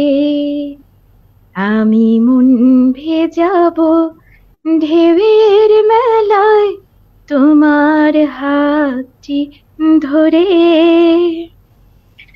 আকাশ থেকে ফেলবে ছায়া মেঘের ভেসে যাওয়া, শুনবো দুজন কি বলে যায় উদাস দক্ষিণ হাওয়া। আকাশ থেকে ফেলবে ছায়া মেঘের ভেসে যাওয়া, শুনবো দুজন কি বলে যায় উদার দক্ষিণ হাওয়া। দূরের ওই গাংচিলেরা নামবে জলের পরে, আমি মন ভেজাবো ঢেউয়ের মেলায় তোমার হাতটি ধরে। ওই ঝিনুক ফোটা সাগর বেলায় আমার ইচ্ছে করে। আমি মন ভেজাবো ঢেউয়ের মেলায় তোমার হাতটি ধরে। মাফ করে দিয়েন। অসাধারণ অসাধারণ অসাধারণ। না খারাপ হয়েছে, আমি নিজে এত গুণ নিয়ে ঘুমাও কিভাবে? দাঁড়াও, ধরা হবে ঠিক আছে, তোমাকে। আমরা পরে বলবো খারাপ ভালো হয়েছে। হ্যাঁ, সবাইকে সাথে থাকার জন্য অসংখ্য মল্লিক ধন্যবাদ। ভাই 2 লাইনের কবিতা বলবে বলেছিল। কবিতা পরে আরেকদিন শোনাবো, আজকে আর আমরা একেবারেই সময় নেই, 11টা বেজে গেছে, আমরা স্লট পার করে ফেলেছি। ফুয়াদ ভাই ইনশাআল্লাহ কবিতা শোনাবো, আপনার কবিতা আবৃত্তি করে আপনাকে শোনাবো। আমরা বিদায় নিচ্ছি আপনাদের সকলের কাছ থেকে। ইনশাআল্লাহ পরবর্তী শুক্রবার দেখা হবে, যদিও নেক্সট শুক্রবার রোজার মধ্যে চলে আসবে। আমরা জানি না আমরা প্রোগ্রামটা কিভাবে সাজাবো, তারপর চেষ্টা করব। সবাইকে অসংখ্য ধন্যবাদ। সবাইকে ধন্যবাদ। শুভরাত্রি সবাইকে। শুভরাত্রি। শুভরাত্রি।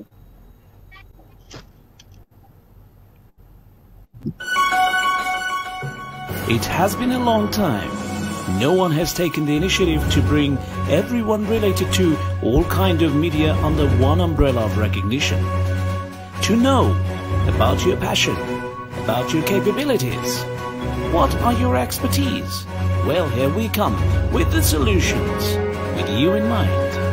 Relax Media, a community of artists. Relax. Let us do our hard work.